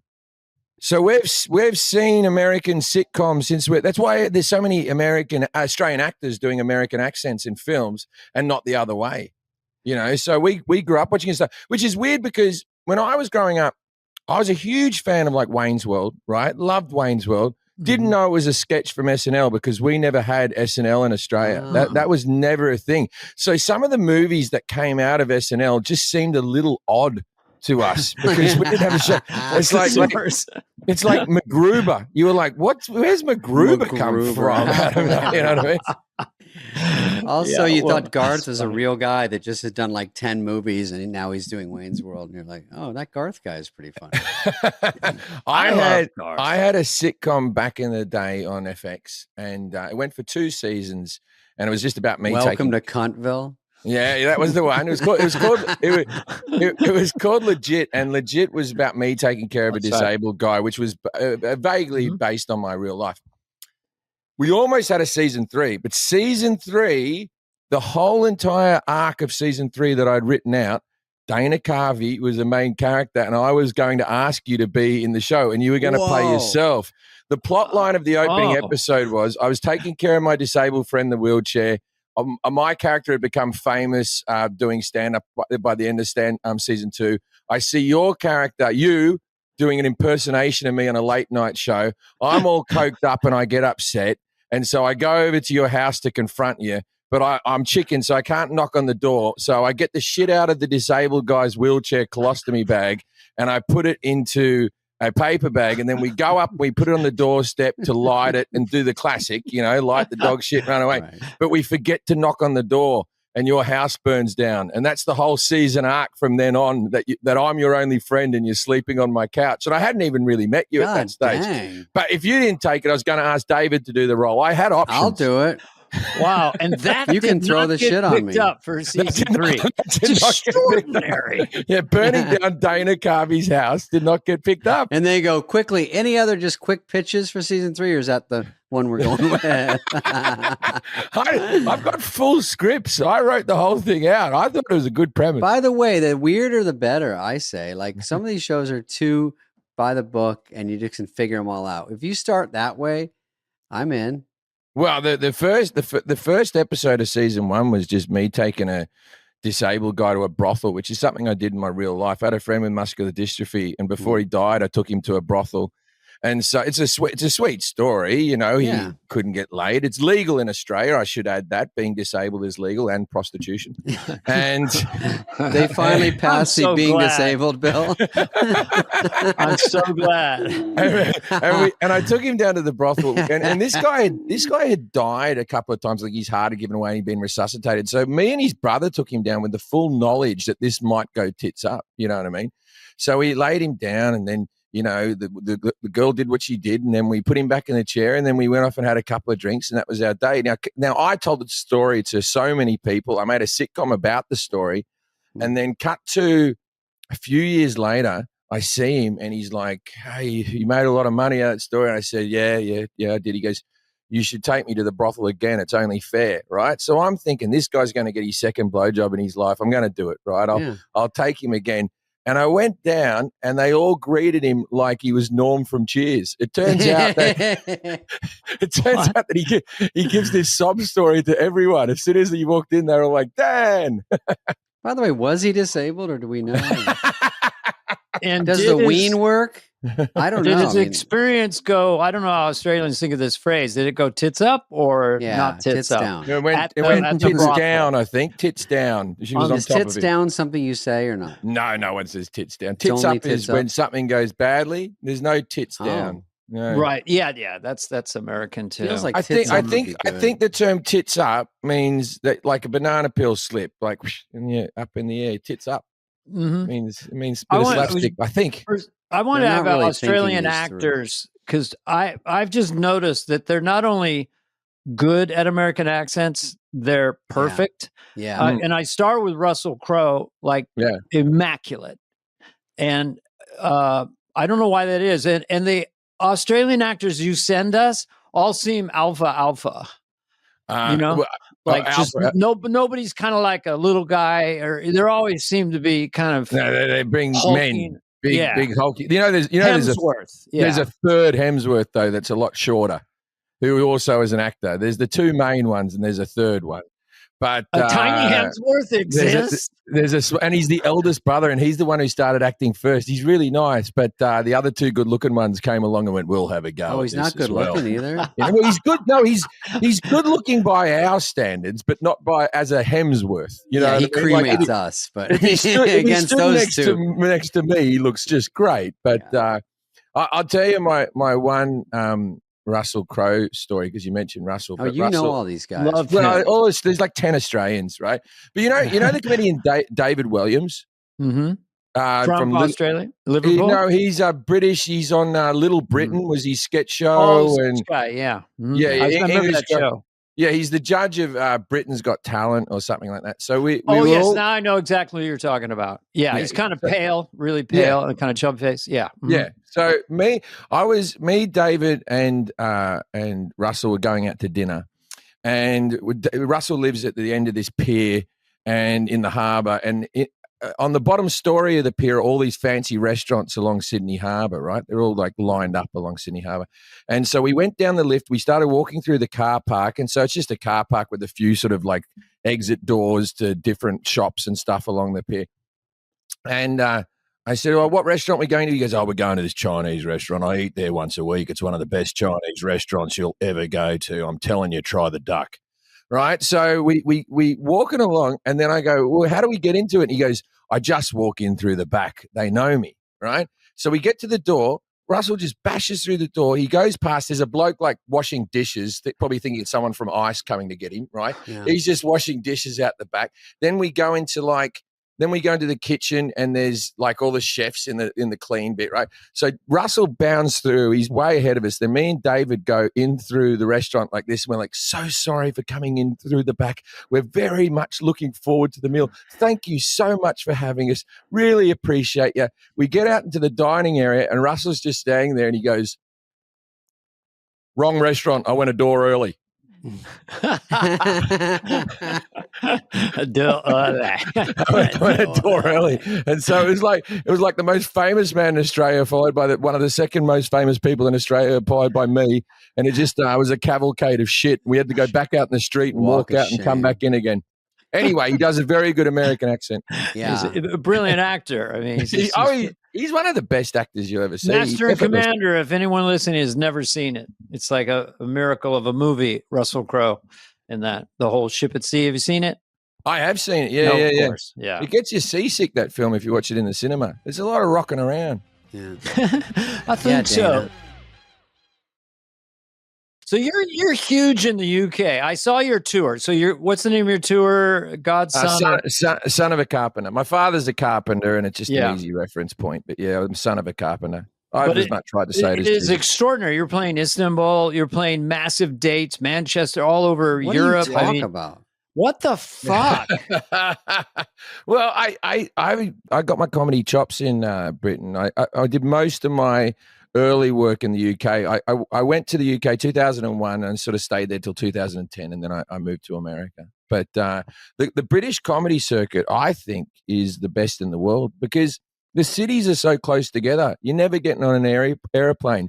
You're going 50 miles, Liverpool to Manchester, Manchester to Leeds. You can double up in cities. You can do an early spot in one city and then end up in, you can start in one country. You can start in Scotland and then finish in England for your night. You know what I mean? It's an interesting place. I got to get a map. count me in.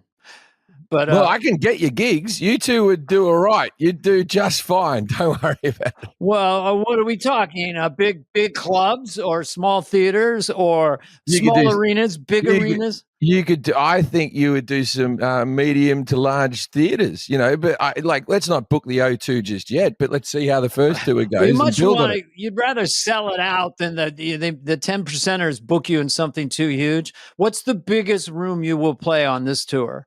So I have done the O2 before, but on this tour I'll do the Fuck. Hammersmith. I'll do the Hammersmith Apollo, which is like 4,000, and I probably will do 2 shows there. You know what I mean? Like I'm not. That's pretty juicy. Yeah, but that's like a nice room, and then there's the Manchester Apollo, and then I think there's a gig in Amsterdam that's quite large that I'll do. I always do all right in Amsterdam. I've been gigging a lot in Amsterdam for the last 20 years. It's just before weed was legal, I always used to accept gigs in Amsterdam. It's like how now that I'm a family guy, I always seem to find gigs in Hawaii out of nowhere that I To take the family? Yeah, take the family. Yeah, I just take go the have family fun, to yeah. Hawaii. Yeah. I sell like 500 tickets, but it's fucking worth it because I get to go to Hawaii. What Yeah, for culture, as when you were at your edgiest, I was going to ask you if you've adjusted anything just because you want to, or you're still just as edgy. What country accepted you Are the British looser with this? Are we The- more patrician or The British were the loosest country for comedy that I performed in, still to this day. No, I've always said that like everyone always goes, what's the difference between performing in the different continents and countries? Comedy's comedy, laughs are all the same, but the heckling changes. So I believe that Americans try to correct you. If an American heckles you, they're always like, hey, buddy, I'll tell you what, my sister had blah, blah, you know what I mean? They're trying to get into an argument or prove you wrong. Australians are trying to trip you up. So if you get close to a punchline, they'll just go, I can't, and they'll just yell something out so you just get off your speed a little bit. delightful? They're niggly little fucks, right? And then the British try to outjoke you. They try to say something funnier than you. There's a classic story, right? That down at the London Comedy Store, Michael Douglas's brother, Jeff Douglas or something. I don't know. One of the other Douglases. One of the other Douglases. That was one of the other Douglases. Kurt Douglas's son. He's having a bad gig at the London Comedy Store. He starts getting booed or a few jeers or whatever, and so he tells them all to fuck off. And he goes, "You can all fuck off. I don't need this. I'm Kurt Douglas's son." And then one person stood up and went, "I'm Kurt Douglas's son." And then another person said, "I'm Kurt Douglas's son." And they did the entire scene from Spartacus. The British are very good. They're very good. I have a quick story that involves the C word. So, Spartacus, right? Used to be cancer, but we're changing. So, Kurt, I know we're going to set the record. Anyway, this is so random, and it'll amuse like 3% of our audience. So, Kirk Douglas is in Spartacus, and he's really kind of buff and muscular. And Laurence Olivier is in there. So the guy sees Laurence Olivier. He's this famous old British actor, super famous, and he's doing leg presses really hard. They go, "Oh, Larry, you're really working out." Yeah. He goes, "I'm doing Spartacus, and I don't want that cunt Kirk Douglas to out physicalize me." That's all I got. Physicalize.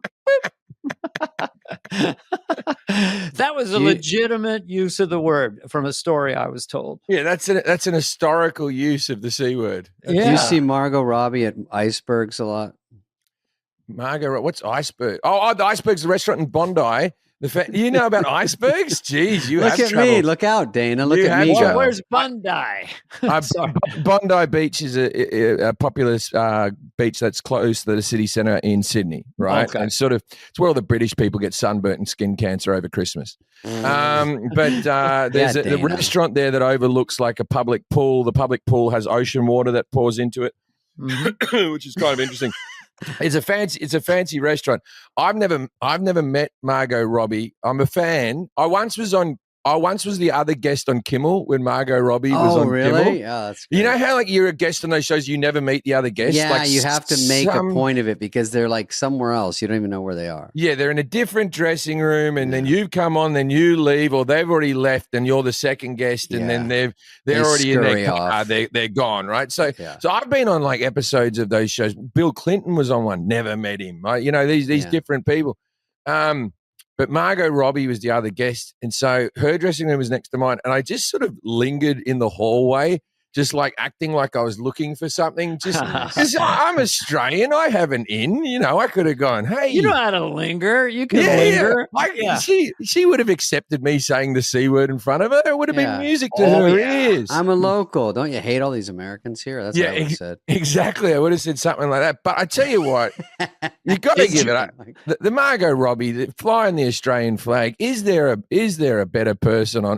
If the aliens came down and they said, "Give us your two best," and not just looking, just your best human beings, and we gave them Hugh Jackman and Margot Robbie. Come on now. You can't get better than those two. That's true. Let's see. I'll see your Hugh Jackman and Margot Robbie and raise you Jennifer Aniston and Russell Crowe. David? Okay. No, Russell Crowe is he saying Australian versus America? We're saying the two best humans. The two best humans we give to the aliens to represent us, to go, this is what we've got. Okay, first of all, Russell can't bloody dance and tap dance and stuff like. He's not a triple threat like you. That's true. He's a triple threat. That Hugh Jackman. But he can sing. That guy can sing. He's like your buddy Brad Pitt. We'll throw him in there. Brad. Yeah, well, Brad's Brad's brilliant. Yeah, of course. You were talking about Brad off the air about how what is he 61 or something like Yeah. that. Mm-hmm.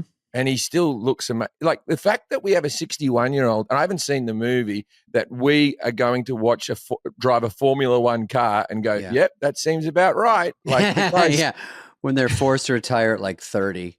Yeah. He should have a bloody special pass for the bus, Brad Pitt, at his age, and he's going to be driving a Formula One car. Sure, and Brad, and then Tom Cruise in Mission Impossible. I saw Mission Impossible. Yeah, I got to co-sign that movie. It's brilliant. Tom Cruise. I haven't seen the new one yet. Was he in the submarine for too long? It's the greatest movie ever, and then you're like, well, no, just see it. Definitely see it. Yeah, it's very cool. You don't want to overblow something. But as far as that, like, these people, they take care of themselves. We were talking about that before the podcast. The old-timey actors, it was booze and cigarettes, and they died around 60. So for you, like, you used to, one of your early specials. But we just said Brad Pitt was a smoker.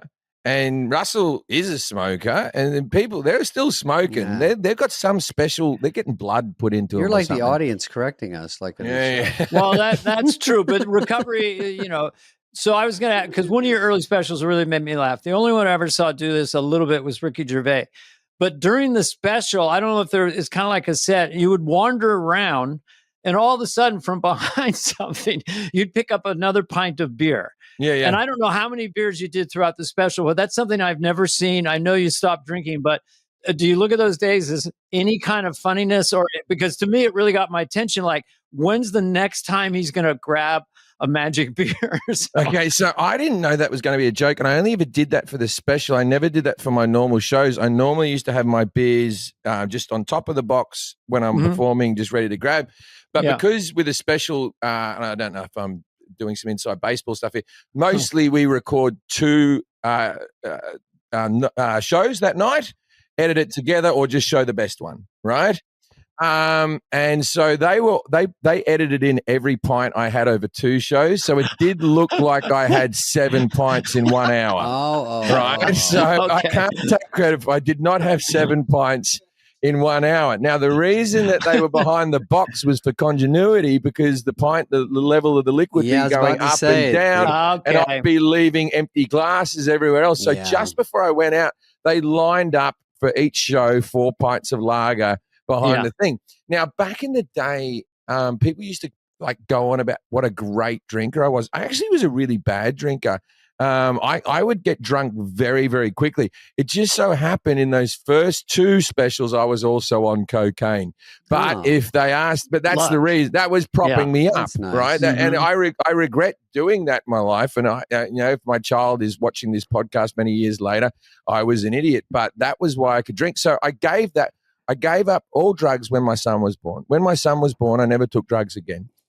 When he's 12 now, and I never took drugs again, but I continued drinking, and everyone just thought I was a bad drinker. Everyone thought I was getting out of control. I was actually in recovery. Like, so when you say like 2 lagers, like 2 pints, 2 pints, then you were sort of drunk. I mean, like slurring and like. I started slurring after 3 pints. Now, yeah. So then I did some specials, and I was just a dribbling mess in all the specials. But I was and so then my wife gets pregnant with my last child, who's about to turn 4. And I haven't had a drink since then. So, and I don't miss it at all anymore. Not at all. I don't miss any of it. Don't miss cigarettes. Don't miss alcohol. Don't miss drugs. I regret doing all of them, really. I feel a lot better. Well, I was noticing that you look younger than the last time I saw you, basically. I mean, you look really good. I'm not sweating as much as I used to. I used to be you're shrunken it down. You're more of a, it's just so. But I've never seen you messy, though. I think when I see you, it's maybe a more professional setting, but I've never seen you messy. Well, I'm not anymore anyway. But I just sort of knocked it on the head. The cigarettes was the hardest one. That's the hardest one to quit out of the lot, is this cigarettes. And I think that's I read there was a book, Alan Carr, Stop Smoking. The secret to giving up cigarettes is this: you stop envying people who are smoking. It used to be you'd give up cigarettes for a while, and every time I'd see a cigarette, I'd go, oh, geez, I wish I could have a cigarette. You got to start looking at them like they're slaves to nicotine and that you're free. That's the only way. There's my motivational talk for the day. Oh, that's good. Hey, I have another Kirk Douglas. I'm sorry. I'm sorry, but this totally fits. This fits better than the last one. The last one was good. It was good. That fucking that muscly cunt Kirk Douglas. It was a good I did a punchline. movie with Kirk Douglas and Burt Lancaster. So Kirk Douglas told me his dad was a chain smoker and then he quit. And I said, well, how did you do it? So his dad took a cigarette, put it in his pocket, and anytime he wanted a cigarette and he was Russian, he would pull it out and go, who is stronger, me or you? Me. He was so competitive that just stopped it. Who is stronger, me or you? Get back in pocket, cigarette. I am strong, man. You are fucking little rolled up nicotine whore. And that was the quote. I'm just quoting Kirk Douglas. I'm just quoting Kirk Douglas. I was a nicotine whore back in the day, whoring myself to nicotine. Has it influenced your comedy at all, like your stand-up writing, just being completely off everything? Because the specials you're talking about were really well received, and the last few haven't been as well received. Once you've gotten sober, look. Sergeant Pepper's was arguably the Beatles' best album, right? Yes. It was nonsensical rubbish. That was right? all on acid and stuff. Yeah. Yeah. I don't listen to the whole Lucy in the Sky with Diamonds. It was a painting, like Julian gave me a painting. I'm doing more Paul there, but you know what I mean. You sat down for a plonk, Is that how you did it? We would plonk, John and I would look at each other sort of like a mirror. I'm just quoting him now. So, but I love Paul. Were you an opera singer, Jim, before you get a chance to answer anything? So this is a thing that always is brought up in my life. Yeah, I love it. Is it a fake one? So no, it's true. It's true. Okay. So I did school musicals because that was how you met girls, right? If you're not athletic, you go and do a school musical, join the drama club or whatever. Mm-hmm. That's my theory on why actors are so short. Right, I think it's because they couldn't play sport at a high level, so they joined the drama club. It's all about meeting girls, right? So I think that's my theory anyway. Because makes sense. So I went and did musical theater at school, and then there was literally like a talent scout came to one of the shows and said he could be a tenor. And we don't have many tall tenors, and that's a really a hard thing in the opera company. And so they sent me off to singing lessons with this guy called Richard Gill, who was the head of the chorus master in Australia. I sound like an old person talking about relatives you've never met. And I studied for a while, and then when I was 17, I was put in the Australian Opera in the chorus for one production of The Flying Dutchman, which was Wagner. And so I was just like I was literally singing in German, didn't know a fucking word of what I was saying. I would just buy in German. Holy shit! Well, I was just buying a CD and just mimicking the German. You know what I mean? Oh. And then they'd teach us the songs, but I didn't know what the songs were about or anything. So after that, I went and studied at WAPA, and WAPA is the Western Australian Academy of Performing Arts, which is where Hugh Jackman studied, which they had a full scholarship ride to study musical theatre. By the time I was 2 years into that, I was already being paid to be a stand-up comic, and I just quit it in the middle of the night and just went off on tour. But I always wanted to be a stand-up comic, but I thought, you can't study that at university. I wanted to study something in the performing arts. And so I studied musical theater, and I can't sing anymore because cigarettes and yelling on stage, and I've had polyps and nodules. And nodules. I've had the surgery and all that. You can hear me voice is pretty raspy now, but I could sing and it's weird because everyone always goes, sing us a song when they find out you're an opera singer. And it's like, you wouldn't have gone up to Pele when he was hadn't played soccer for 50 years and gone, go on, do a bit of keepy uppy. Let's see a bicycle kick. Yeah. So it's a muscle I haven't really worked, but I did do that. I still have fondness for musical theater. I still go and see any production that comes to LA. I have two follow-up questions. Okay. One, did that garner any puss because you went through a lot? Is that a new phrase? Garner or pussy? Okay. I will say this to any young heterosexual man who can sing a little bit, right? Yeah. if you go to university where they audition thousands of people to get like 30 kids, it was like going to Fame. Yeah. And half of the class is male and half the class is female. Those girls have been doing dance lessons since they were bloody kids, right? Singing lessons, acting lessons, all that type of stuff, right? All the boys have been doing the same. The 30 kids in my year at university, I think out of the 15 boys, 10 of them were gay. And that just, the numbers don't lie. That's too good. It tilts your way for sure. I'll tell you what, it worked a lot better than being a comedian saying the word cunt all the time. Yeah. It didn't bring as many women in as you think. You know, you could name your next special. Only a certain kind of woman likes that kind of talk. You know? Yeah, they were fun girls who did like me, but they didn't come in their masses. Yeah. Oh. Okay, here's your special, Jim. Ready? This is a new name. Here we go. Tall Tenor. Tall Tenor. I'm calling my new special. It hasn't come out. It's called Two-Limb Policy is the name of the special. Okay. Two-limb, like L-I-M-B? Two-limb policy? Because I have, and I talk about this on the special, but because I did that sitcom with the disabled people, a lot of disabled people come to my show. I have a meet and greet after the show. I always let the disabled people join the meet and greet, and I take photos with all the different people with disabilities. Okay. But I can't, like, someone wrote to me and said, hey, I'm bringing my uncle to your show. He's disabled. Can we come backstage and meet you? And you can't write back how disabled, right? And you can't ask for a photo, right? But we have to have some parameters. I just can't have a lineup of people with fucking dyslexia bothering me. So I have a two-limb policy. You have to be missing two limbs, or they have to be doing nothing. And if you have two limbs that are fucked up, you're lucky enough to have a photo with me. Huh. Yeah, take a picture of this cunt. You're allowed to come backstage and meet this cunt if you're missing two limbs. Right. Okay, that's good. I have a question also from the audience. On that one. At some point, we got to get to your show because we know. The show is. Go ahead, Dana.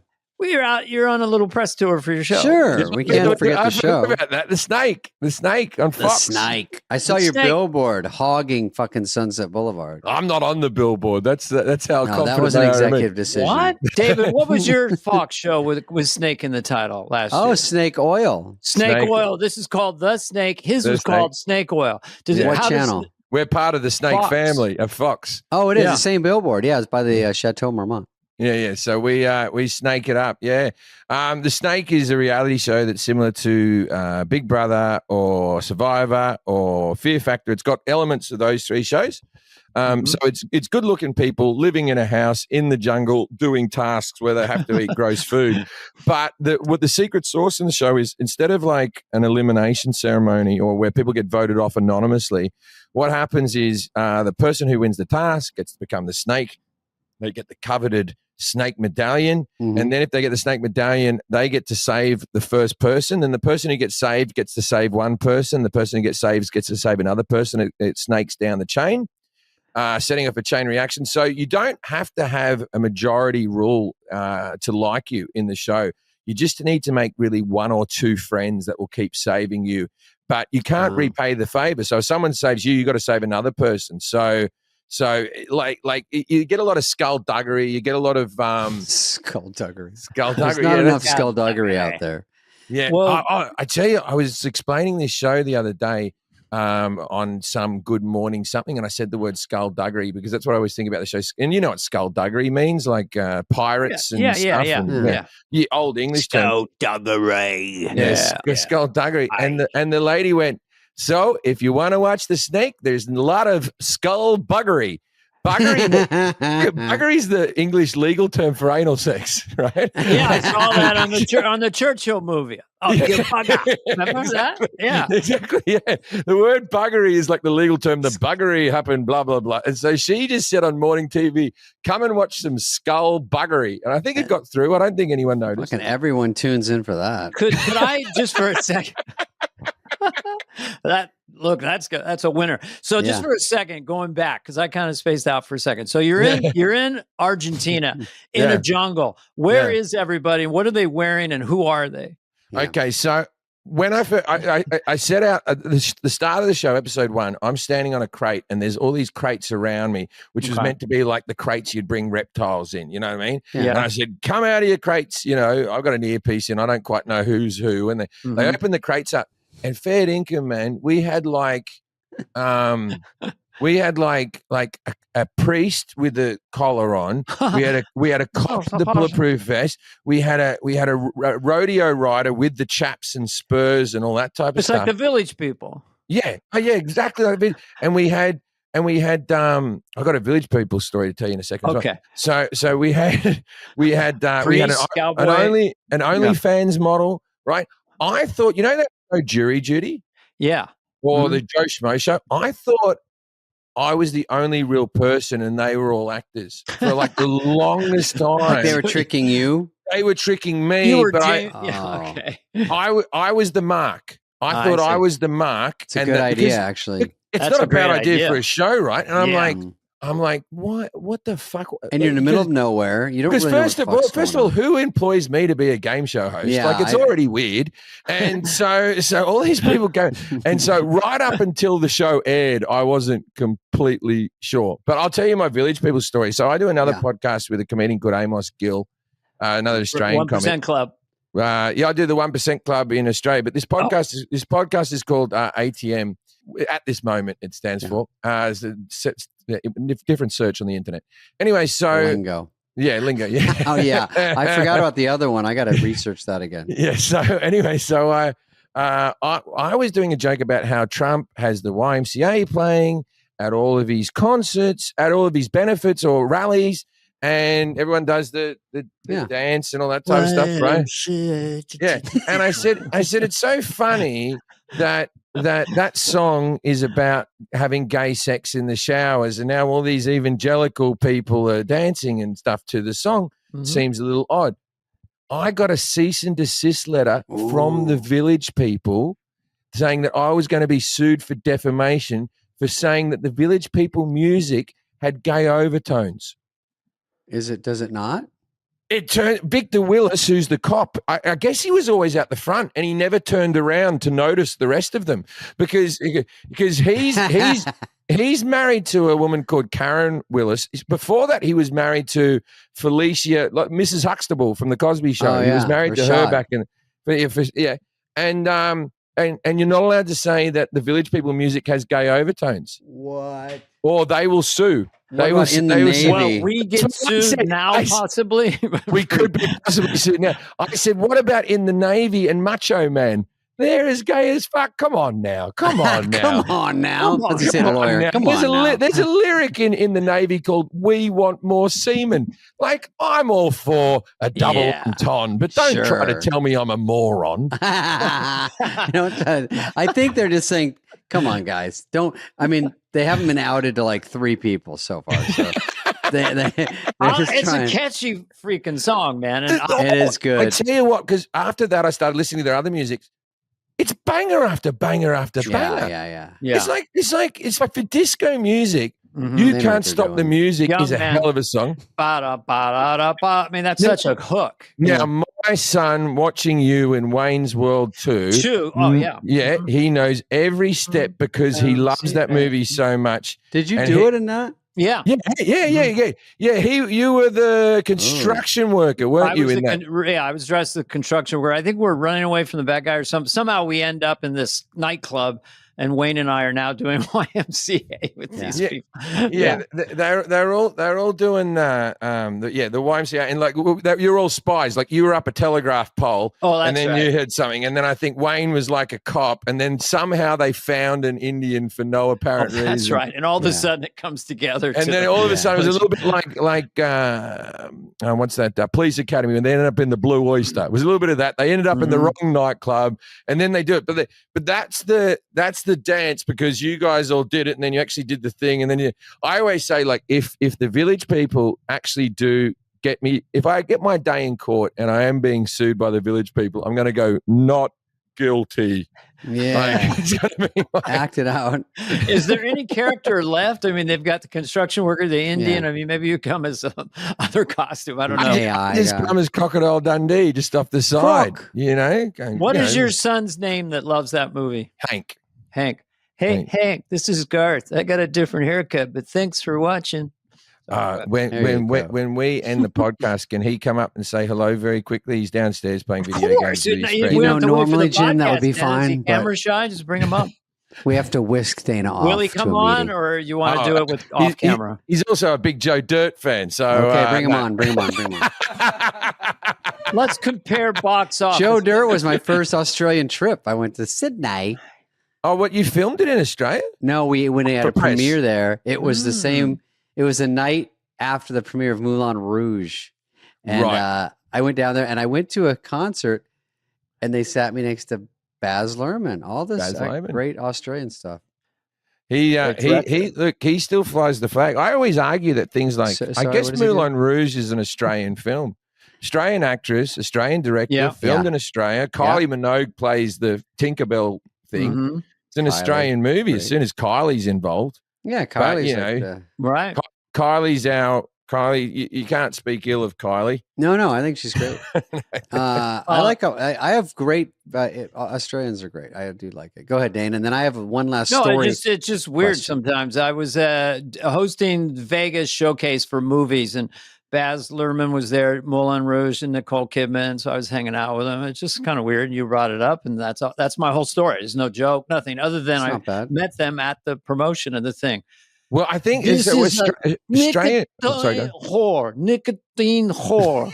It brings two nicotine whore. Who is stronger, me or you? Sorry, whores. Sorry, go ahead. That was just for me. I'm a little punchy right now. I like back in the pocket.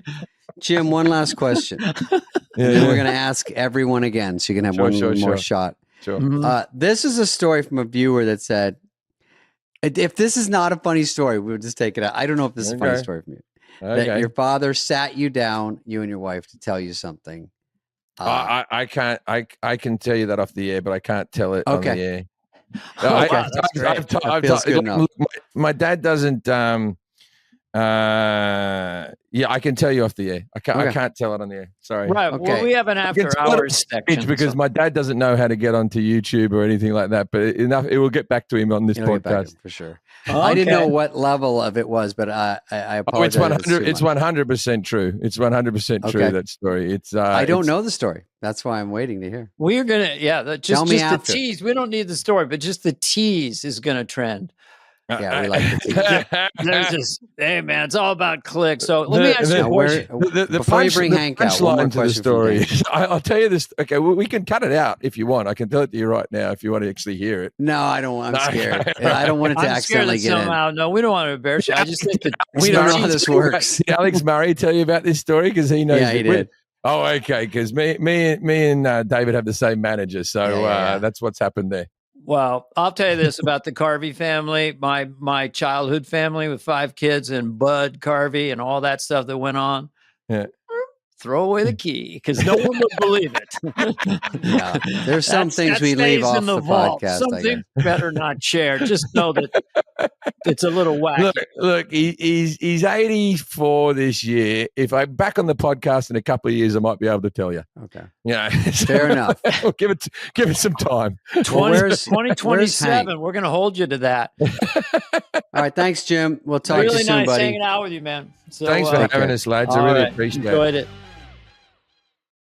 So it was kind of nice. We just Hung up finished with a bu- Jim. Yeah, Jim Jeffries, who's been around for a while, is really I